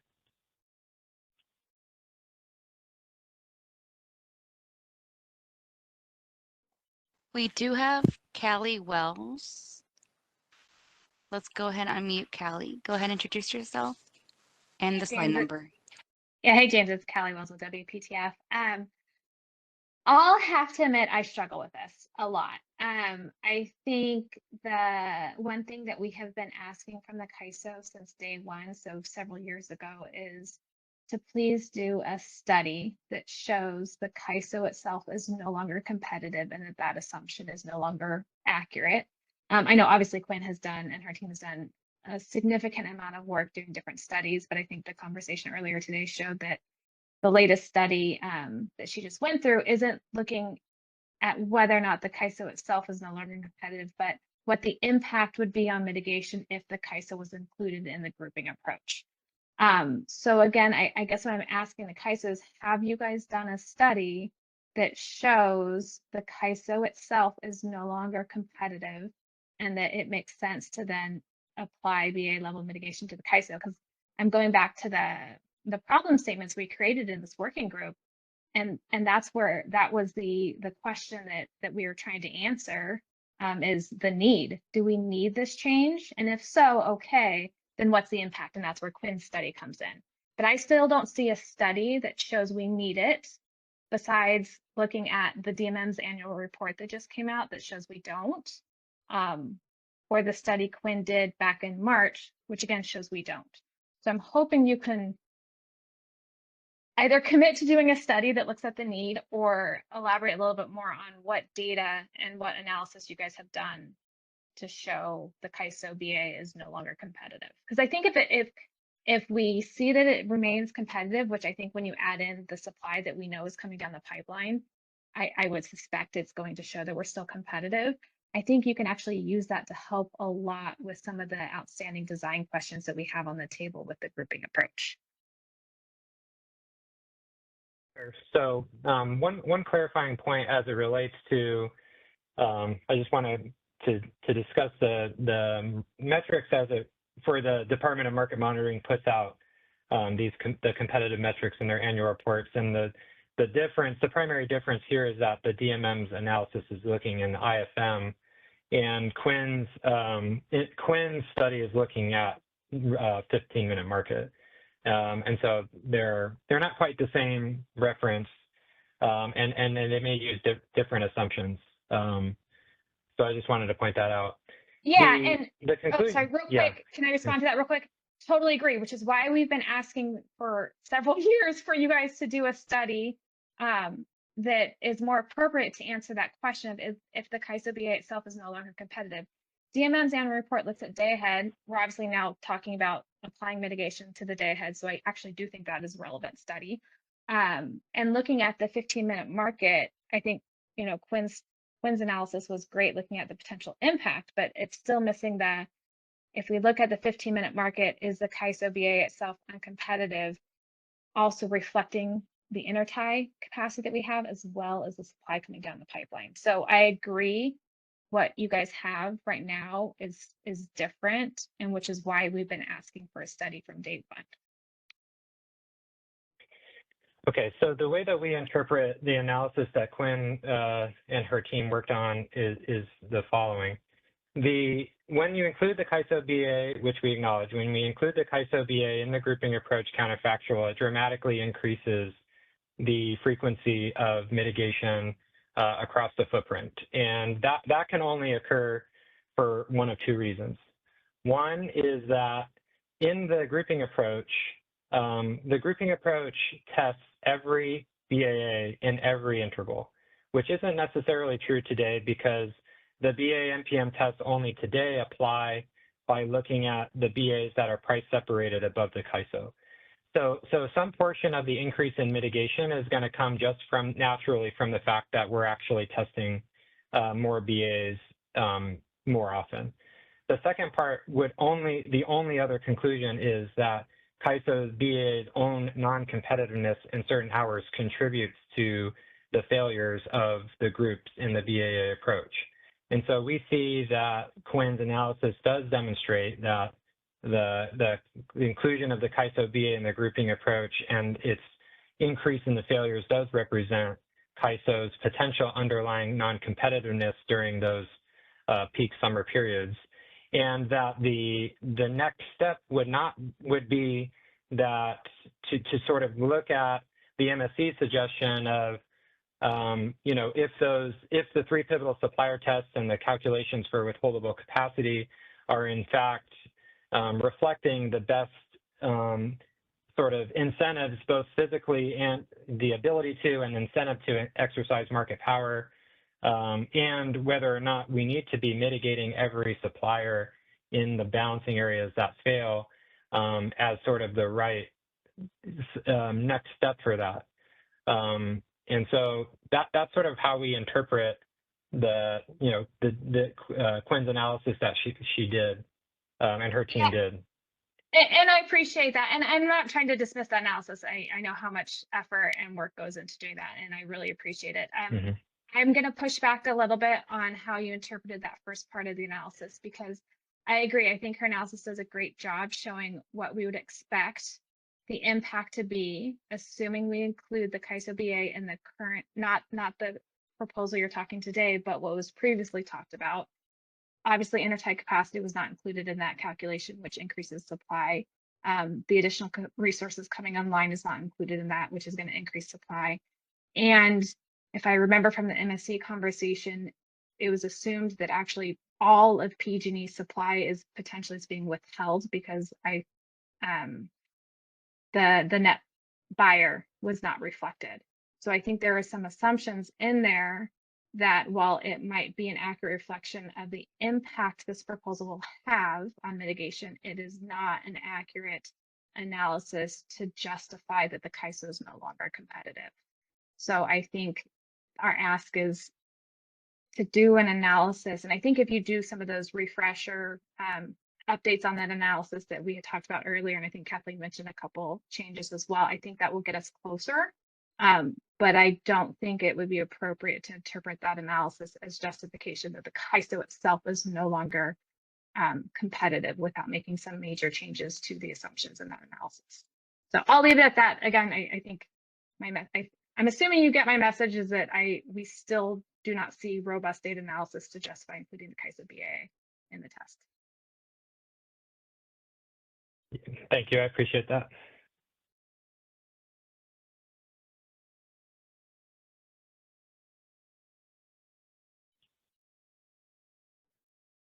There are no further hands in the queue at this time.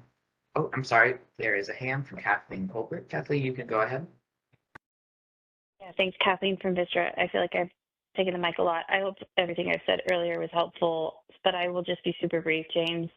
I don't want to repeat what Callie has already said, so I want to support Callie that I really think the analysis if you're gonna state that you need analysis to support this proposal and make that statement, we need analysis for 2025. It's just really hard.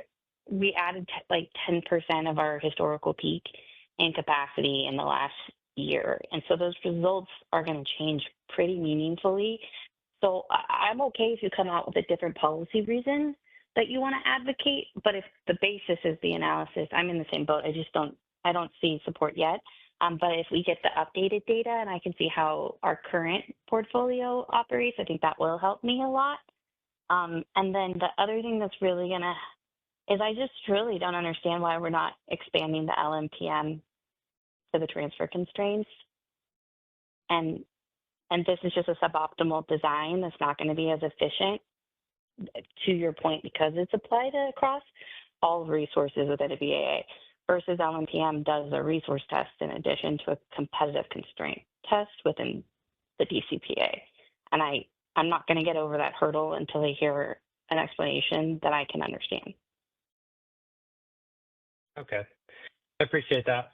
The discussion, yeah, I think that it might have been working group number 11, which again on our website is March 5th. I think that working group had some discussion about the difference between why essentially the BA level tests can't be an extension of the local market power mitigation applied to the transfer constraint in the way that you're describing. So it might be helpful to look at that material and we can circle back on any issues there. The other, the other point I want, yeah. Could you or Brenda put in the chat just a link, confirm that?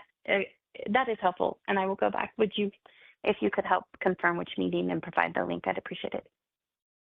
Okay, I can definitely do that. Okay, let me work on that now.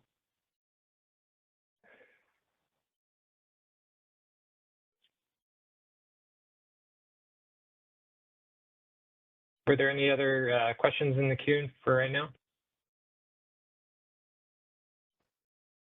For right now, there are no other questions. Okay. All right, I'll ask the CAISO team to help me in the background make sure that what I said was accurate. That's the right meeting. So somebody could confirm that was discussed at that meeting and post the link to that in the chat. That'd be really helpful for me so I can go to the next slide. James, okay. Maybe I can, if I can get a minute here.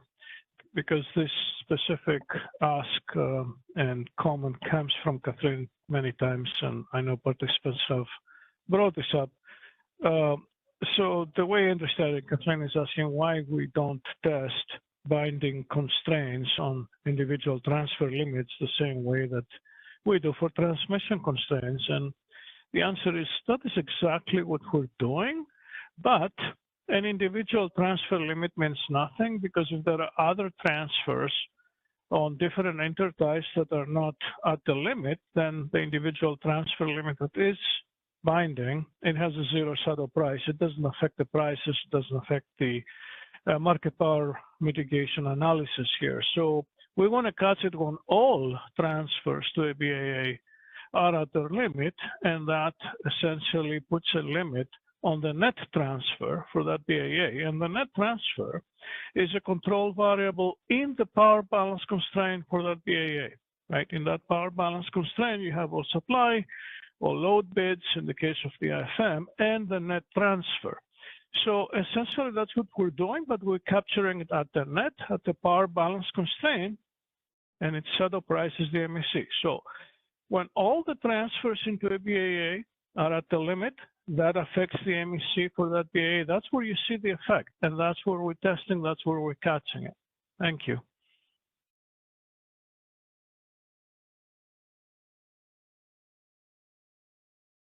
Thank you, George.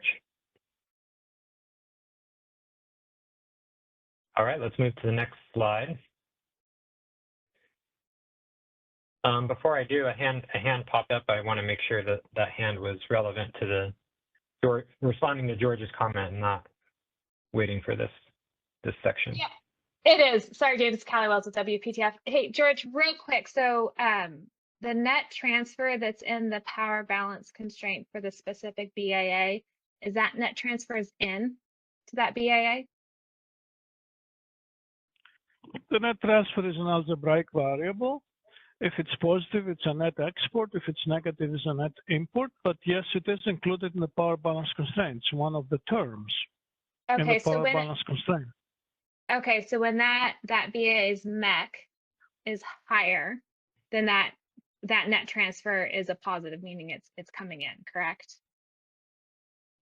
I expect that the net transfer is negative because the import is limited when you have the MEC for that BAA being higher than MECs on other adjacent BAAs.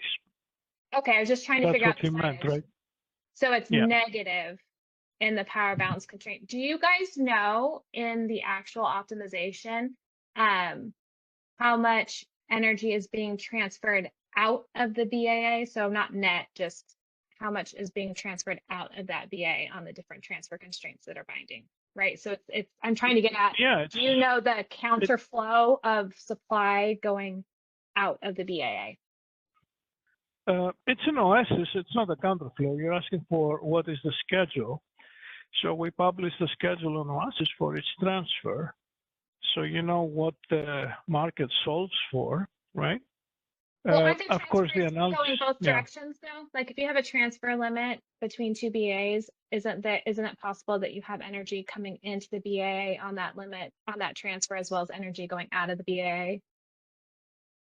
No, for a specific intertie, if you have transfers going in either direction, the optimality of the solution necessitates that you only have transfer going in one direction, because it's not optimal to have, 100 megawatt transfer that way and 50 megawatt transfer the other way. The solution is going to come with 50 megawatt transfer in the dominant direction, right? So you never have the opposite direction. You only have energy going from from low MEC to high MEC in that direction.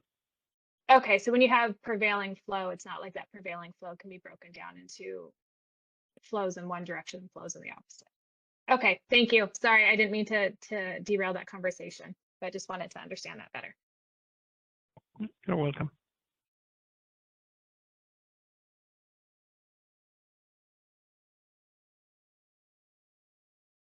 Okay, thanks for that, George, and Callie for the questions. Another hand popped up. It might have been in response to Callie and George's exchange. Go ahead, Tom. Yeah, just follow up on that question. I have clarification question. So George, in the new formulation, do you have one slack bus or you have multiple slack bus?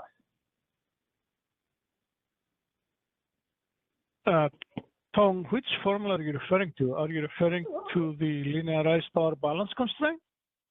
Yeah, not just the balancing constraint. You have a power flow, right? So for the power flow, okay. Do you use? I assume you use a distributed slack bus, not a single spike. Before this new formulation with the transfer as part of the balancing equation in the past, you use load distributed slack. By doing so, the MEC equals to weighted average of all the load buses. No, it's not. Look, Tom, MEC is a concept in the market where we calculate marginal prices. It's a marginal price. It's not a weighted average of anything. The slack bus you're referring to is a power flow concept, right? It's not an economic optimization concept. So when you run the power flow, yes, we do have a reference. And essentially, with the distribution that the vendor is doing, it's using a distributed load. But it's more complicated than this simple sentence that I said, because there are additional constraints for area interchange control that maintain the net schedule interchange. So it is a distributed load reference that is used in the power flow. When you go to the market, right, the market doesn't have a slack. It has control variables. Every generator, every load in the FM, and the net transfer is a control variable. They're solved to get an optimal solution, on the objective function. There is no slack. Or they're all variables. You call it a reference, but so you have only one reference or slack, right? You don't have multiple. Is that right? Well, I mean, it depends on what you're calculating, right?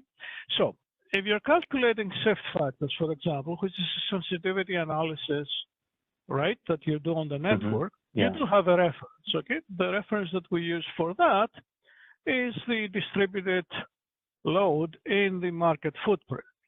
If you're calculating loss penalty factors, right, that's another sensitivity analysis that is also using the distributed load in the market footprint. However, there are additional constraints that we added several years ago for maintaining the area interchange control. So it actually translates essentially to the distributed load in the BAA, for which nodes you calculate the loss penalty factor. You solve that's sensitivity analysis, right?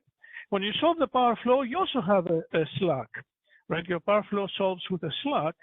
That's because you solve a nonlinear problem. You assign the error from the linearization in each iteration to your slack. And the slack essentially, I say essentially because they actually solve it with a concentrated slack, which is then distributed. So essentially has a distributed load slack as well, and I believe it's still using the distributed load in the market footprint. But these are different calculations, so they're not in the market, right? This iterates, the market iterates with the network analysis where these calculations take place. When you solve the market, really you don't have any slack. Everything is a variable that is already calculated. Right? The PTDF uses reference or slack, right? So when you solve the market, you have the PTDF, the participation distribution factor. Yeah, PTDF. Yeah. PTDF is what we call the shift factor. Is a sensitivity. Yeah, shift factor. Yeah. In the calculation of the PTDF, yes, you're using a reference. Right. And then you have only one, right? That's the load distributed. Is that right? Yes, for the shift factors, there's one reference, the distributed load in the market footprint. Okay. So based on that, yes, you have this transfer variable there as part of the balancing equation for each BAA. So basically, you have that original MEC defined by that distributed slack with an adder. And that adder is different for every BAA. And I don't have quite clear understanding at this moment. That adder what's the meaning of that adder? You know, does it represent the price or something? And I don't know. I'm not sure what you're referring to, Tong. In the power balance constraint, there is no slack, there is no other. That's the shadow price of a constraint that has price, the MEC. The price? Yeah, the price. The MEC is the shadow price. Yeah. It's the shadow price of the power balance constraint. Nothing is added to it. It just comes out of the optimization. It's the sensitivity price on the power balance constraint. It's the shadow price, the result of the optimization. We're not synthesizing that. I know. We synthesize the LMP, but not the MEC. The MEC is input from the result of the optimal solution. The MEC is the input or the result. MEC is the byproduct of the shadow price of the balancing constraint for each BAA. Right? No, it's exactly the shadow price of the power balance, not a byproduct. It's really that's it. The MEC is the shadow price of the power balance constraint. Okay.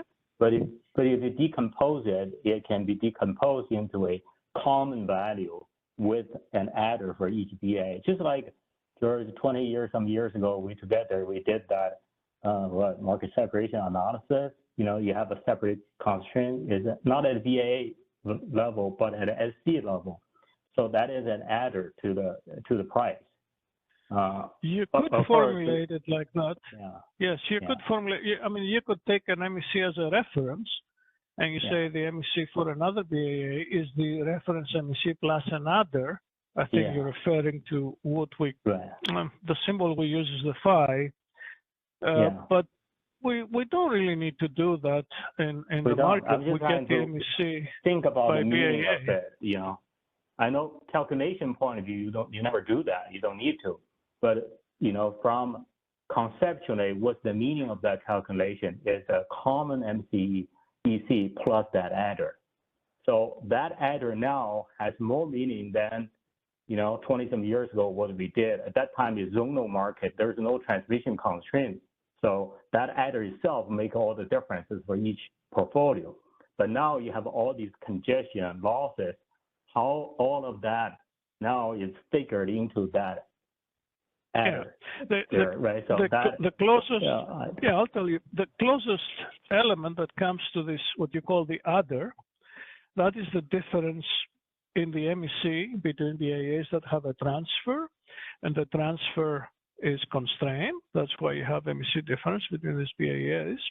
And that MEC difference is really what leads to transfer revenue. So you can connect what you call as an MEC adder, which is the difference between MECs, to the transfer revenue that is collected on a transfer that is constrained, if it helps. But we don't really calculate it explicitly, right? No, I mean, if you want to do some analysis, I understand. But yeah, in the market, we don't calculate it explicitly. We calculate the MEC for its BAA. Okay? All right. Thanks, George. That helps. You're welcome. To confirm what I was understanding, but you know, it helps. Thanks, George.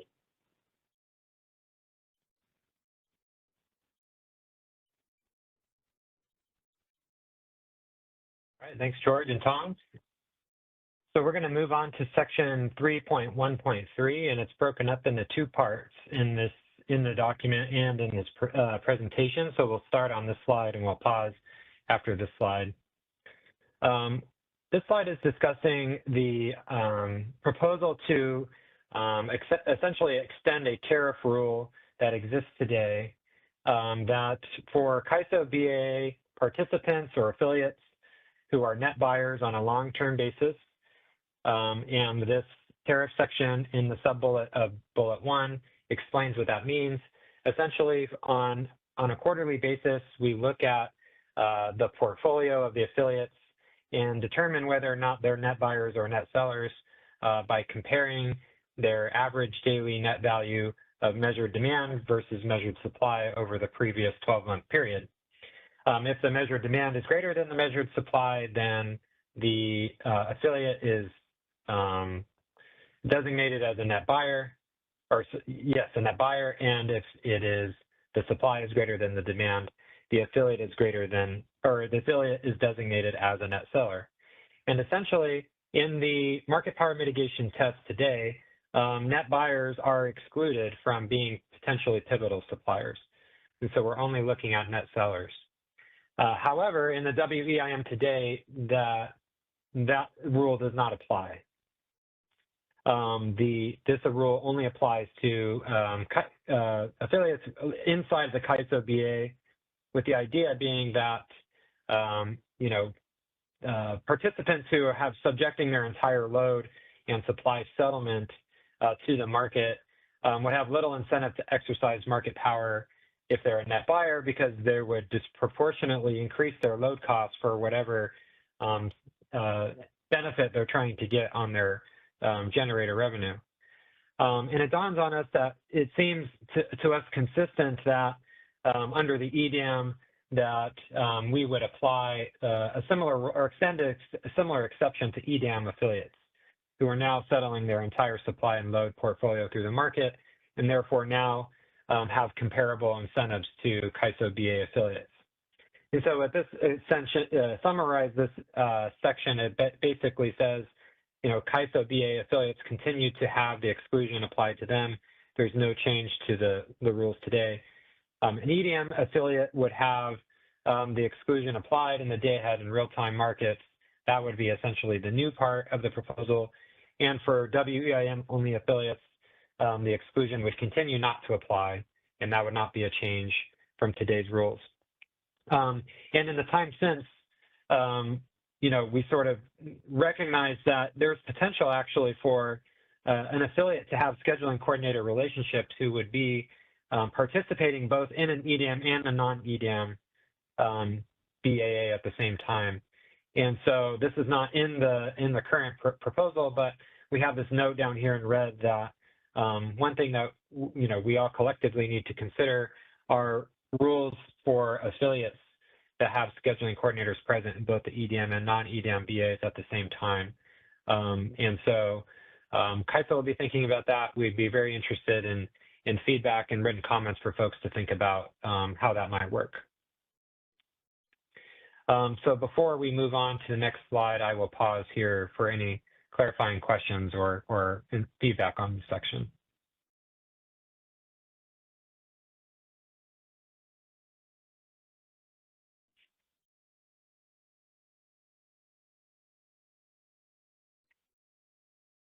There's no more questions in queue. Okay, let's move to the next slide. Oh, a couple, James, couple popped up. Yeah. Let's go ahead and take Dan. Go ahead and introduce yourself. Hey, James, this is Dan Williams from the Energy Authority. Just on that last point on the scheduling coordinators, is it possible to differentiate between those that are sort of representing a single financial interest versus entities that maybe provide scheduling coordinator services to multiple loads or multiple generators, but they're not affiliated in their structure? Yeah, that's a good question. And I figured this would come up, and perhaps the proposal needs to have more information about, sort of how an affiliate is formed. And essentially the definition of an affiliate is a group of financially affiliated scheduling coordinators, more or less. And so and the affiliation is representative of the actual scheduling coordinator's financial affiliation. And so there's, as you're pointing out, potentially a difference in how the affiliate groups form for say a scheduling coordinator who is a third party provider of scheduling coordinator services for a utility or a generator or something like that, who's maybe not financially affiliated with the asset itself, but is essentially contracting to provide a service as a scheduling coordinator to that party. And that would be different than, a utility or somebody who's, scheduling their own scheduling coordinator and scheduling their own resources into the market. And the affiliate relationships, as I understand it, consider both, both of those types of scheduling coordinator control and resource affiliation. So part of that question gets into, how does ISO determine how affiliate groups form, and that's more complicated than we shared in the proposal. But if it's helpful, we can try to provide more information about that in coming iterations. No, I think that sounds good. And just even self-serving interest, I highly doubt that we would ever be broaching any of these levels with the size that would be required to do that. But it's still good to get things just good and accurate and described well. As the tariff and business practices and everything eventually come together off of this. So yeah, just wanted to check in on that, and I think it sounds like you've got it pretty well covered. Thanks, Dan. Next, we have Celie. Let's go ahead and introduce yourself. Oh, sorry, I can't hear you all of a sudden, Brenda. I wonder if you can hear me. James, can you hear me? Yes, we can hear you. Okay. Can you hear Thanks, me? James. Okay. Yep. Okay. This is Wolf from PGP. On the prior slide, I just had a follow-up question on the net buyer definition. I guess I'm wondering if you could elaborate as to why that's on a 12-month basis versus something more granular and aligned with the test. I mean, I follow the logic if it was aligned with the test interval, but I guess I'm not quite following why it's a broader test than that and how the logic still holds under that definition. Yeah, great question. So we'll have to differentiate a little bit in our minds I'll call them long-term net buyers versus short-term net buyers. So could we go to slide 23, please? So this is an existing process that's really kind of looking at what I'll designate as long-term net buyers, which again is measuring, sort of metered supply and demand over a previous 12-month period. And the basic assumption here is that any entity that is sort of a long-term net buyer doesn't have incentive to exercise, or may have muted incentive to exercise market power because they're, sort of a net buyer on a long-term basis. But that's not quite the same thing as you're pointing out of some this part of this section of the proposal, which is also looking at subtracting off load serving obligations from the withholdable capacity, in which case you can, in a sense, be nicknamed a short-term net buyer by the test. And so the answer to the question is that we would have both. They don't have to be aligned in the sense that this particular rule says if you're a long-term net buyer defined by this definition, you cannot be considered potentially pivotal for the test. And then in the new proposal that I'm going to discuss on the next slides basically says if you're a short-term net buyer, meaning that in this particular market interval, we're estimating that your load serving obligation is greater than your physical capacity, then you're getting sort of similar treatment. So they're a little bit different rules for a little bit different purposes, and hopefully that provides some clarification, but we could do better at distinguishing them in the future. Thanks. Yeah, thanks for diving into that. Yeah, and once I get through, maybe if I go through slide 24 and 25, then we can come back and see if the difference makes a little more sense. Thank you. Okay, thanks. Let's go to slide 24. Okay, so this is the same part, part of the same section, but a different part of the section 3.1.3, if you're following along with the paper. The basic idea here is that the current test assumes that affiliates would rationally withhold their entire capacity and ignore their retail load obligations. One of the problems is that there are many affiliates that have both load and supply interest in the market and procure and sell. And so for independent power producers, this may not make sense, but for load serving entities that have both generation and load, you're buying and selling in the market at the same time. And the idea being that, well, if you have at any given time, you're not going to withhold more capacity than you need to serve your own load, because you're essentially gambling that the price with which you pay to serve your load that you need to purchase to serve your load is essentially going to be reflecting that higher price. And if you're withholding, you're not going to get a commensurate benefit from the revenues that your generators earn. And so the idea being here that we would actually set a floor here for the greater of the minimum operating level of the affiliate supply or its load serving obligation, such that an affiliate could only withhold capacity above the floor, above the load serving obligation. And so this simple example hopefully provides some clarity to that if you assume, very simply, if you assume that an affiliate has 1,000 megawatts of supply with a P-min of 1,000 megawatts, in the current test today, we would assume that the affiliate would withhold that entire 900 megawatts of capacity. And it's not 1,000 megawatts because if they're operating, if the affiliate isn't able to actually get its resources down to zero and only can get it down to its P-min, we exclude the P-min energy from, or the amount that can't be withheld within that interval from the withholdable capacity.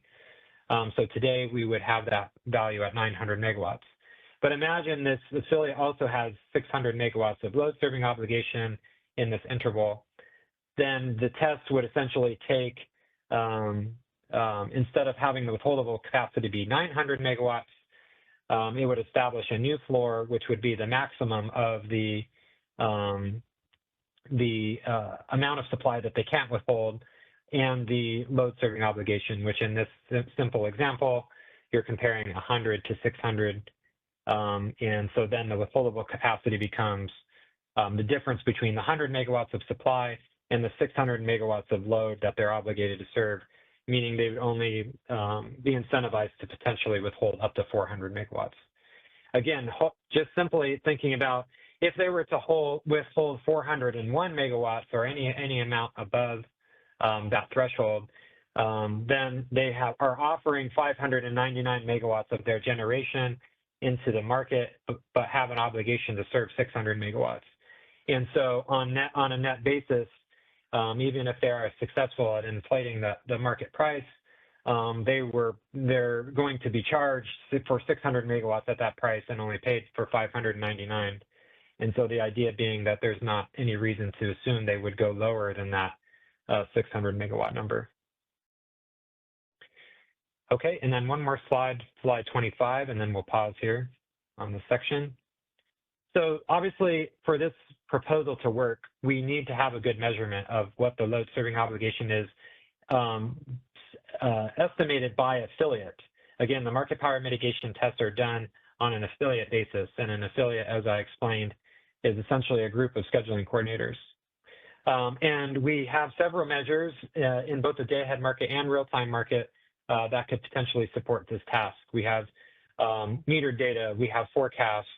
A note here that this is not included in the proposal, but at the bottom of the slide, we also have scheduled load from the market power mitigation paths in the day-ahead market that could be used to estimate the load serving obligation. And anyway, and in any case, we want to collaborate on what might be the best available estimate of an affiliate's load in the relevant BAA, while at the same time trying to keep in mind that to minimize software and business impacts to integrate this data into the MPM process. So sort of coming up with a balance of the most accurate but yet reasonable measure to set this number.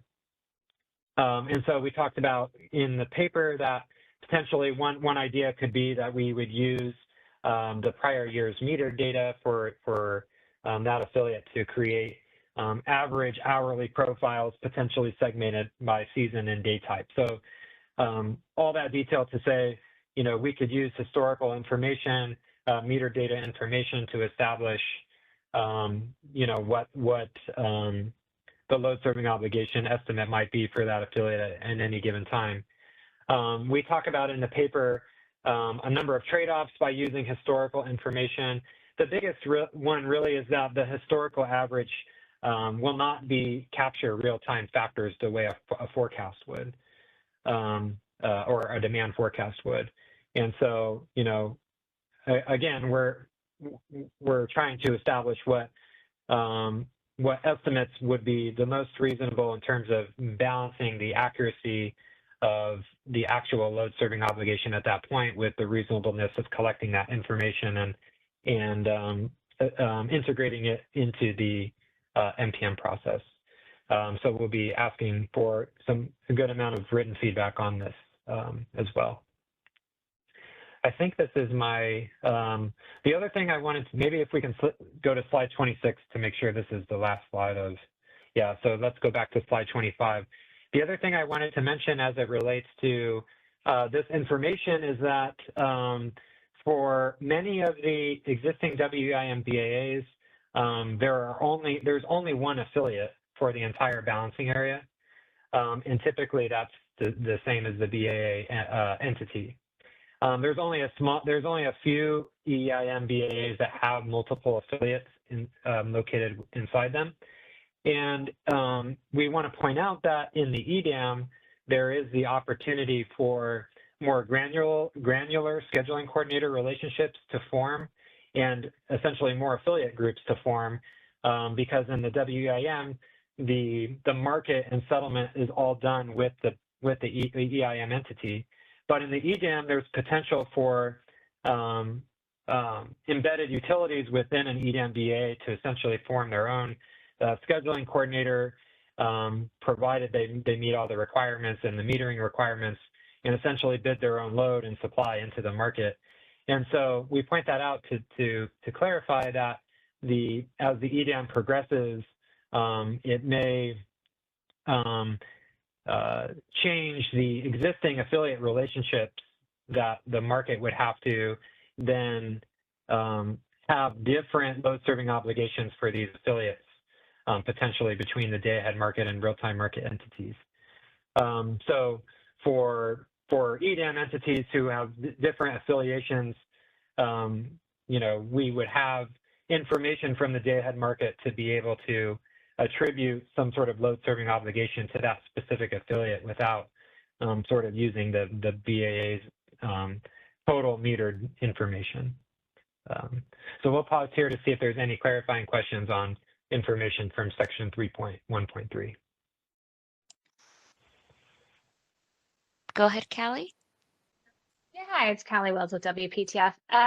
First of all, I think what you just walked through on the load serving obligations and reflecting or excluding net buyers from the pivotal supplier design, I think makes complete sense. I had a question, and it's kind of somewhat related to this. It's more specific to the amount of capacity that could be withheld. So I think it applies both to load serving entities as well as to non-load serving entities.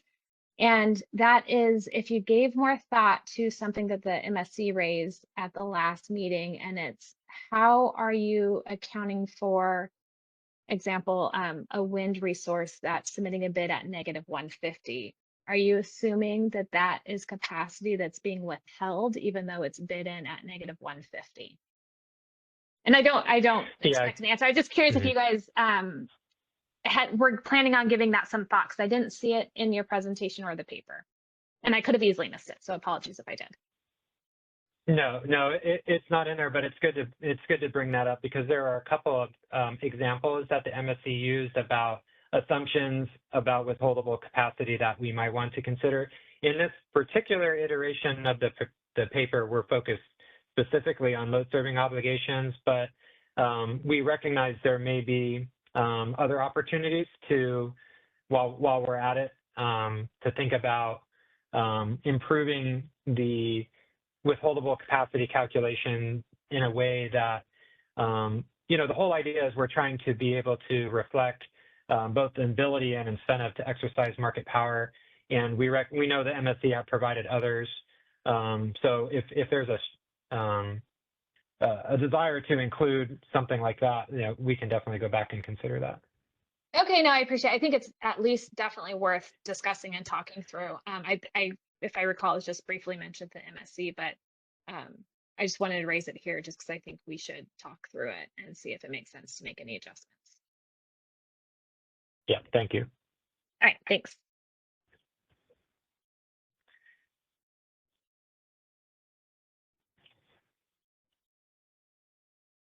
Any other questions on section 3.1.3?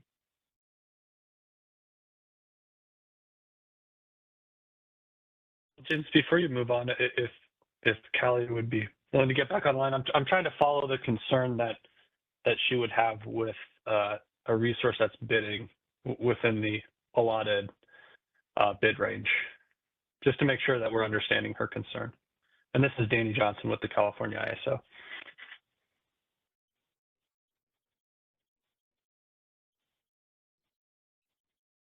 Hi, it's Callie. Okay, did they unmute me? Yes, yes. Okay.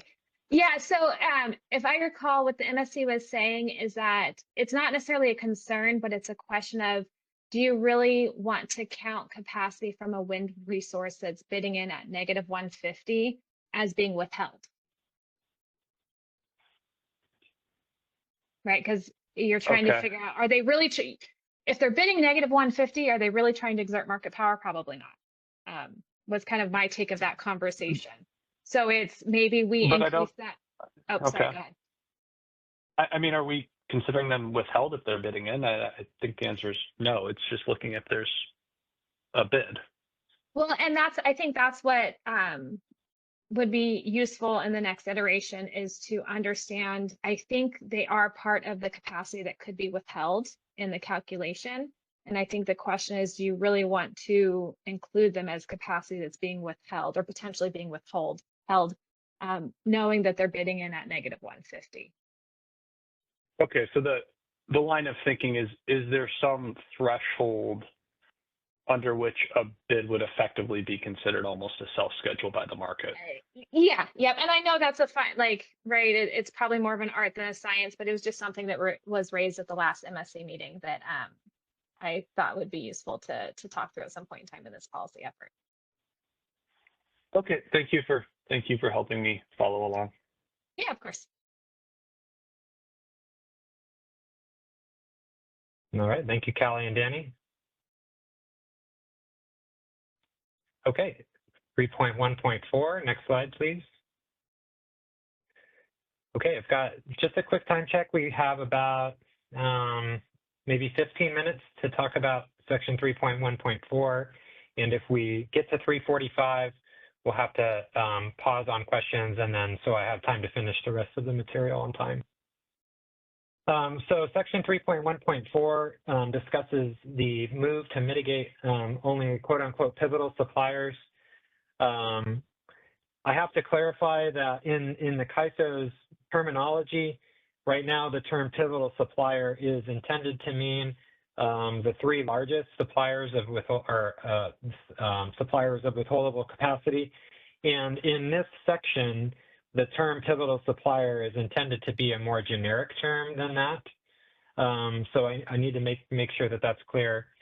And essentially the proposal provides two different options for essentially identifying which suppliers are pivotal in the economic sense, and would shift away from mitigating all suppliers within an uncompetitive group to mitigating only the truly pivotal ones.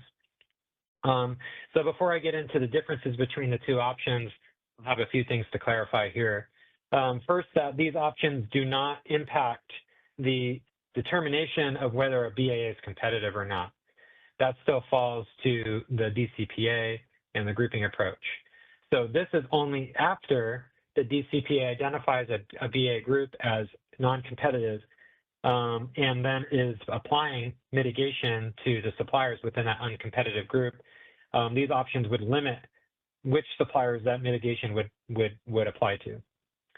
I want to clarify in the fourth bullet that both options continue to reinforce the net buyer principles that we established in section 3.1.3, which are that the long-term net buyers established by the annual the quarterly process that looks back at an annual basis of the meter demand and supply would continue to be excluded from testing.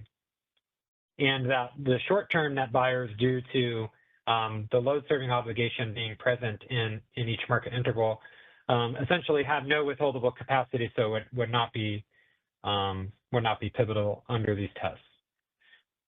So both options continue to enforce those net buyer principles.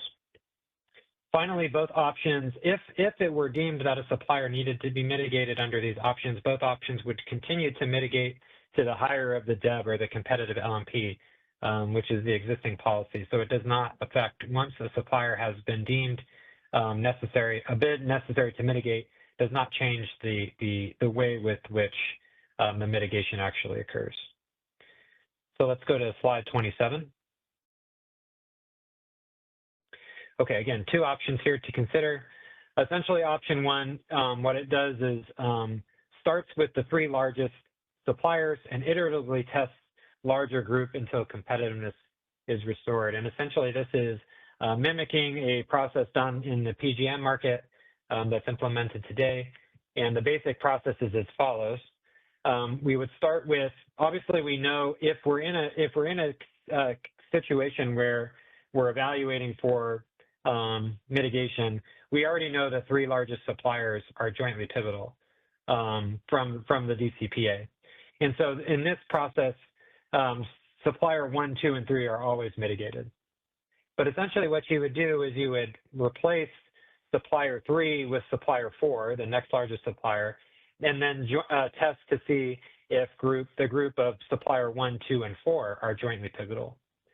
If they are jointly pivotal, then you mitigate supplier 4, and you repeat the test with supplier 5, and you keep going down the list until you finish with all the suppliers. However, if supplier 1, 2, and 4 were not jointly pivotal, meaning they pass the DCPA, then the process stops. You would not mitigate supplier 4 or any smaller suppliers, meaning supplier 5 all the way to the end of the list. So who is mitigated? In summary, all suppliers in any failed test group, and who is not mitigated, any supplier that restores competitiveness, and all the smaller ones using these three pivotal supplier tests.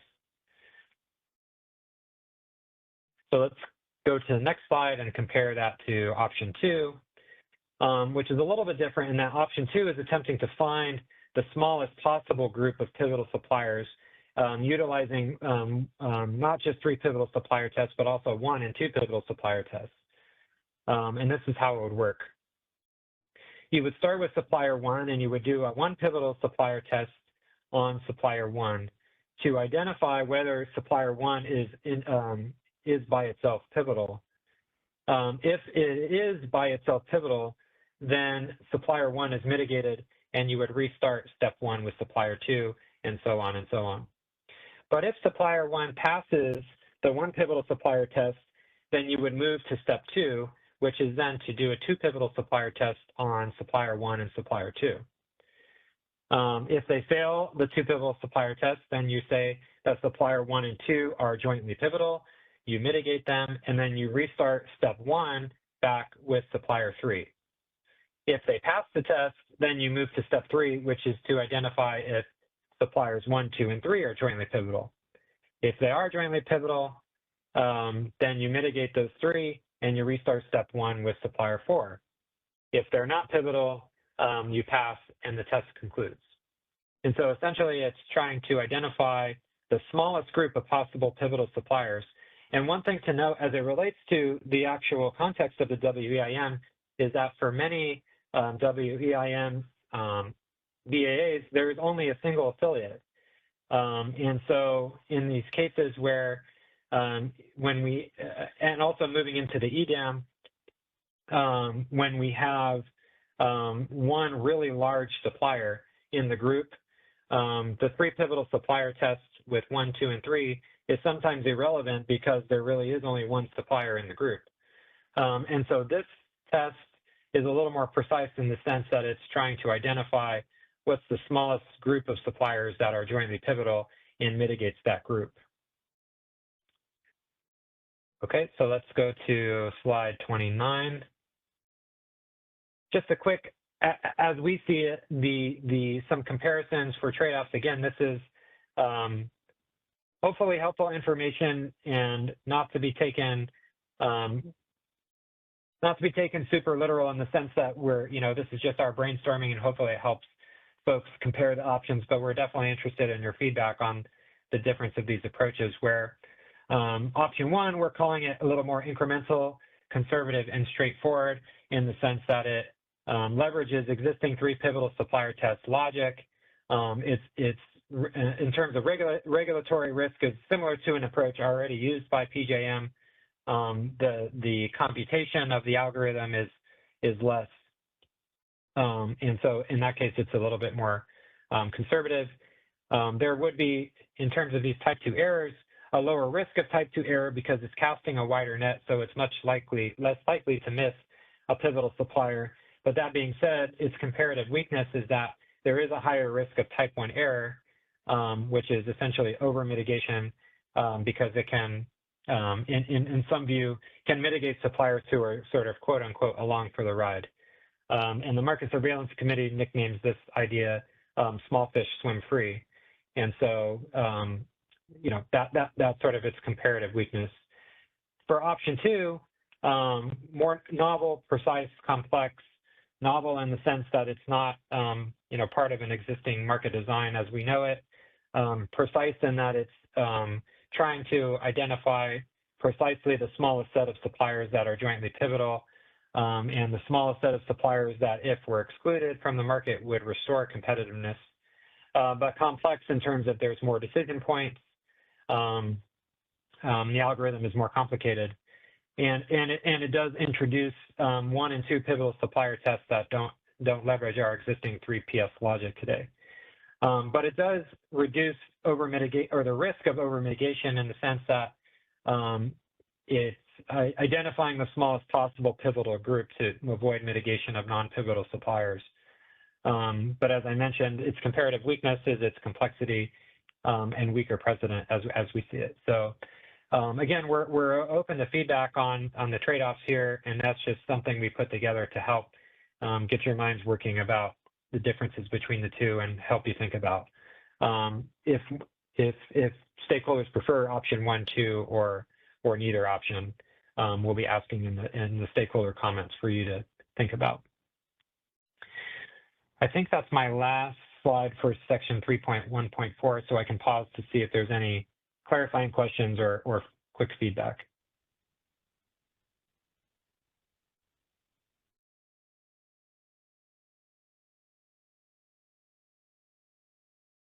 James, I don't see any questions, but if anyone has a question, feel free to raise your hand. Thank you.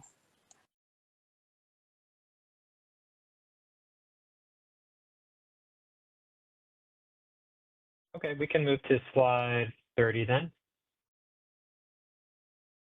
Okay, so we're 5 minutes early, and that's good. This is now to summarize the proposals that we discussed. So we'll move to slide 31. This table is in the proposal in section 3.1. It's actually at the beginning of the presentation, but I thought or it's at the beginning of the section as it's written, but I thought for the purpose of this presentation, it was better to have the summary at the end. And so of the ideas that were discussed within the phase 2 of the working group, this table essentially summarizes which are included and which are not included and why. And so we're interested in your feedback on that table. And then go to the next slide, please. So here is the summary of the key changes from section 3.1 that we've already discussed.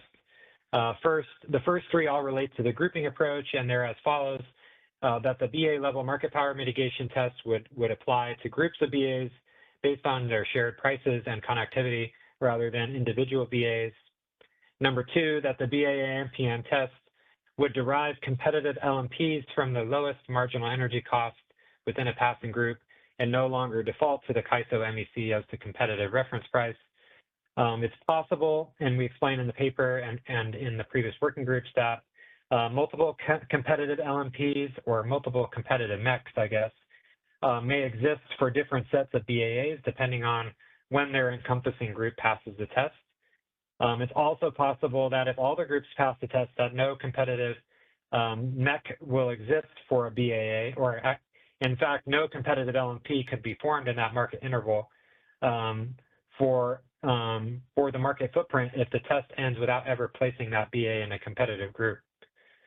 So in those cases, the mitigation would apply only to, or would apply using default energy bids only and not have a competitive LMP as a reference. And then finally, for the grouping approach, the BA NPM test would treat the CAISO BA like any other BA and would no longer assume it is competitive or used as a reference to apply mitigation. So that covers 3.1.1 and 3.1.2.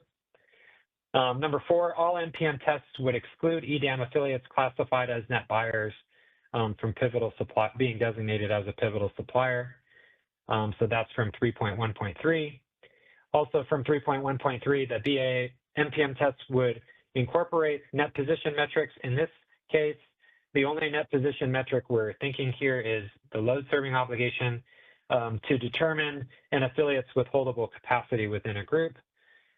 And then finally, from section 3.1.4, the BA NPM tests would apply mitigation only to suppliers who can form a pivotal group rather than to all suppliers by default, and presents 2 different options for consideration in the comments.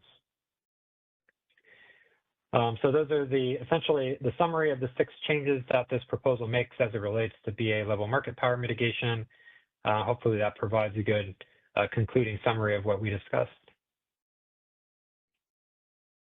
Let's go to the next slide. Quickly on governance, next slide, please. So as written out in section 4 of the paper, that the ISO expects that the tariff changes resulting from this initiative will be subject to the primary authority of the WEIM governing body.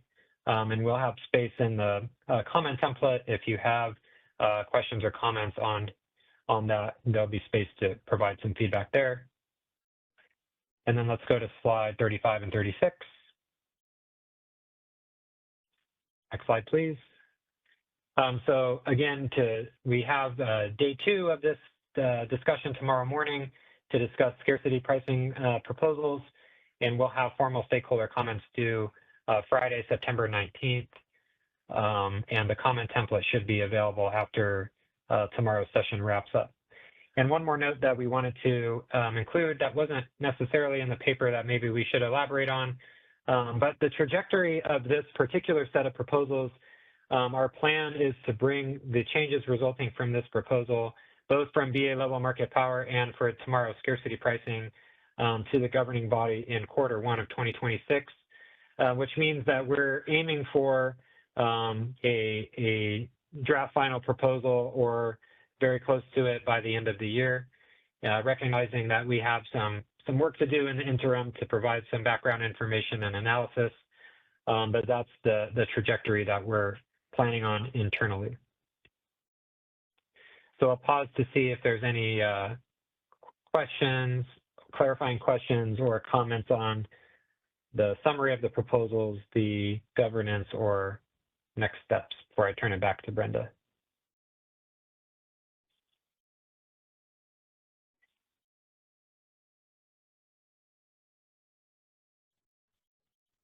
Okay. Thank you very much. Brenda, I'll pass it over to you. Thank you, James. And thank you to all of the panelists that were able to participate in today's discussion with our stakeholders. As a reminder, this call was recorded and will be posted within the next 2 to 3 business days to the Price Formation Enhancements website. I also provided a few links throughout the discussion today. I did include the March 5th meeting for the BA level market power mitigation discussion that James highlighted, as well as other ones that were from the MSC meeting with Quinn's discussion and her analysis that she covered. So a few links are provided there, but also you could also look it up at the CAISO.com, and there's a search engine on the very right corner, and you could just type in a few keywords just to find those meetings if you like. As a reminder, those comments are due September 19th by 5 p.m. If anything, we will be monitoring those. This comment template will include today's and tomorrow's discussion, so you'll see them separated into two parts. But you're welcome to answer them or separately, as you may see the comment template available. Anything that you may have a question in regards to any clarification or anything that you might need for extra materials later on, feel free to send us our questions to myself or ISO stakeholder affairs at kaiso.com. And then lastly, I just have a quick overview of this week. Tomorrow's meetings from 9 to 12. That is available through the ISO calendar. We do have a comment submission deadline for the storage design and modeling revised draft proposal for those who are following us on that. And we just have a reminder, we do have the CBTs for the training of extended day and market computer base available. So those are becoming more available for those who are following us on those trainings that have been happening this past month.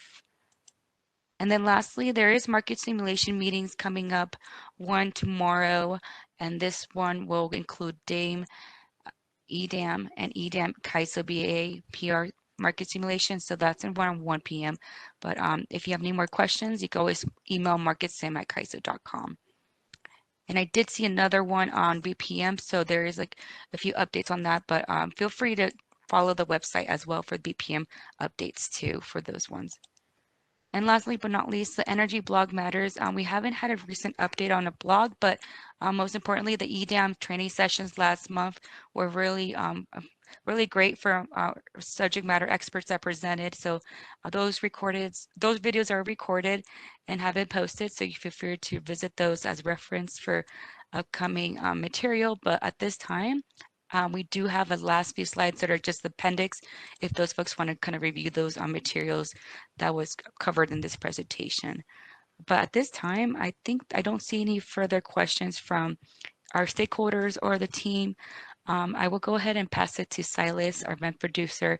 And thank you so much for everyone for your participation in today's price formation meeting for our straw proposal.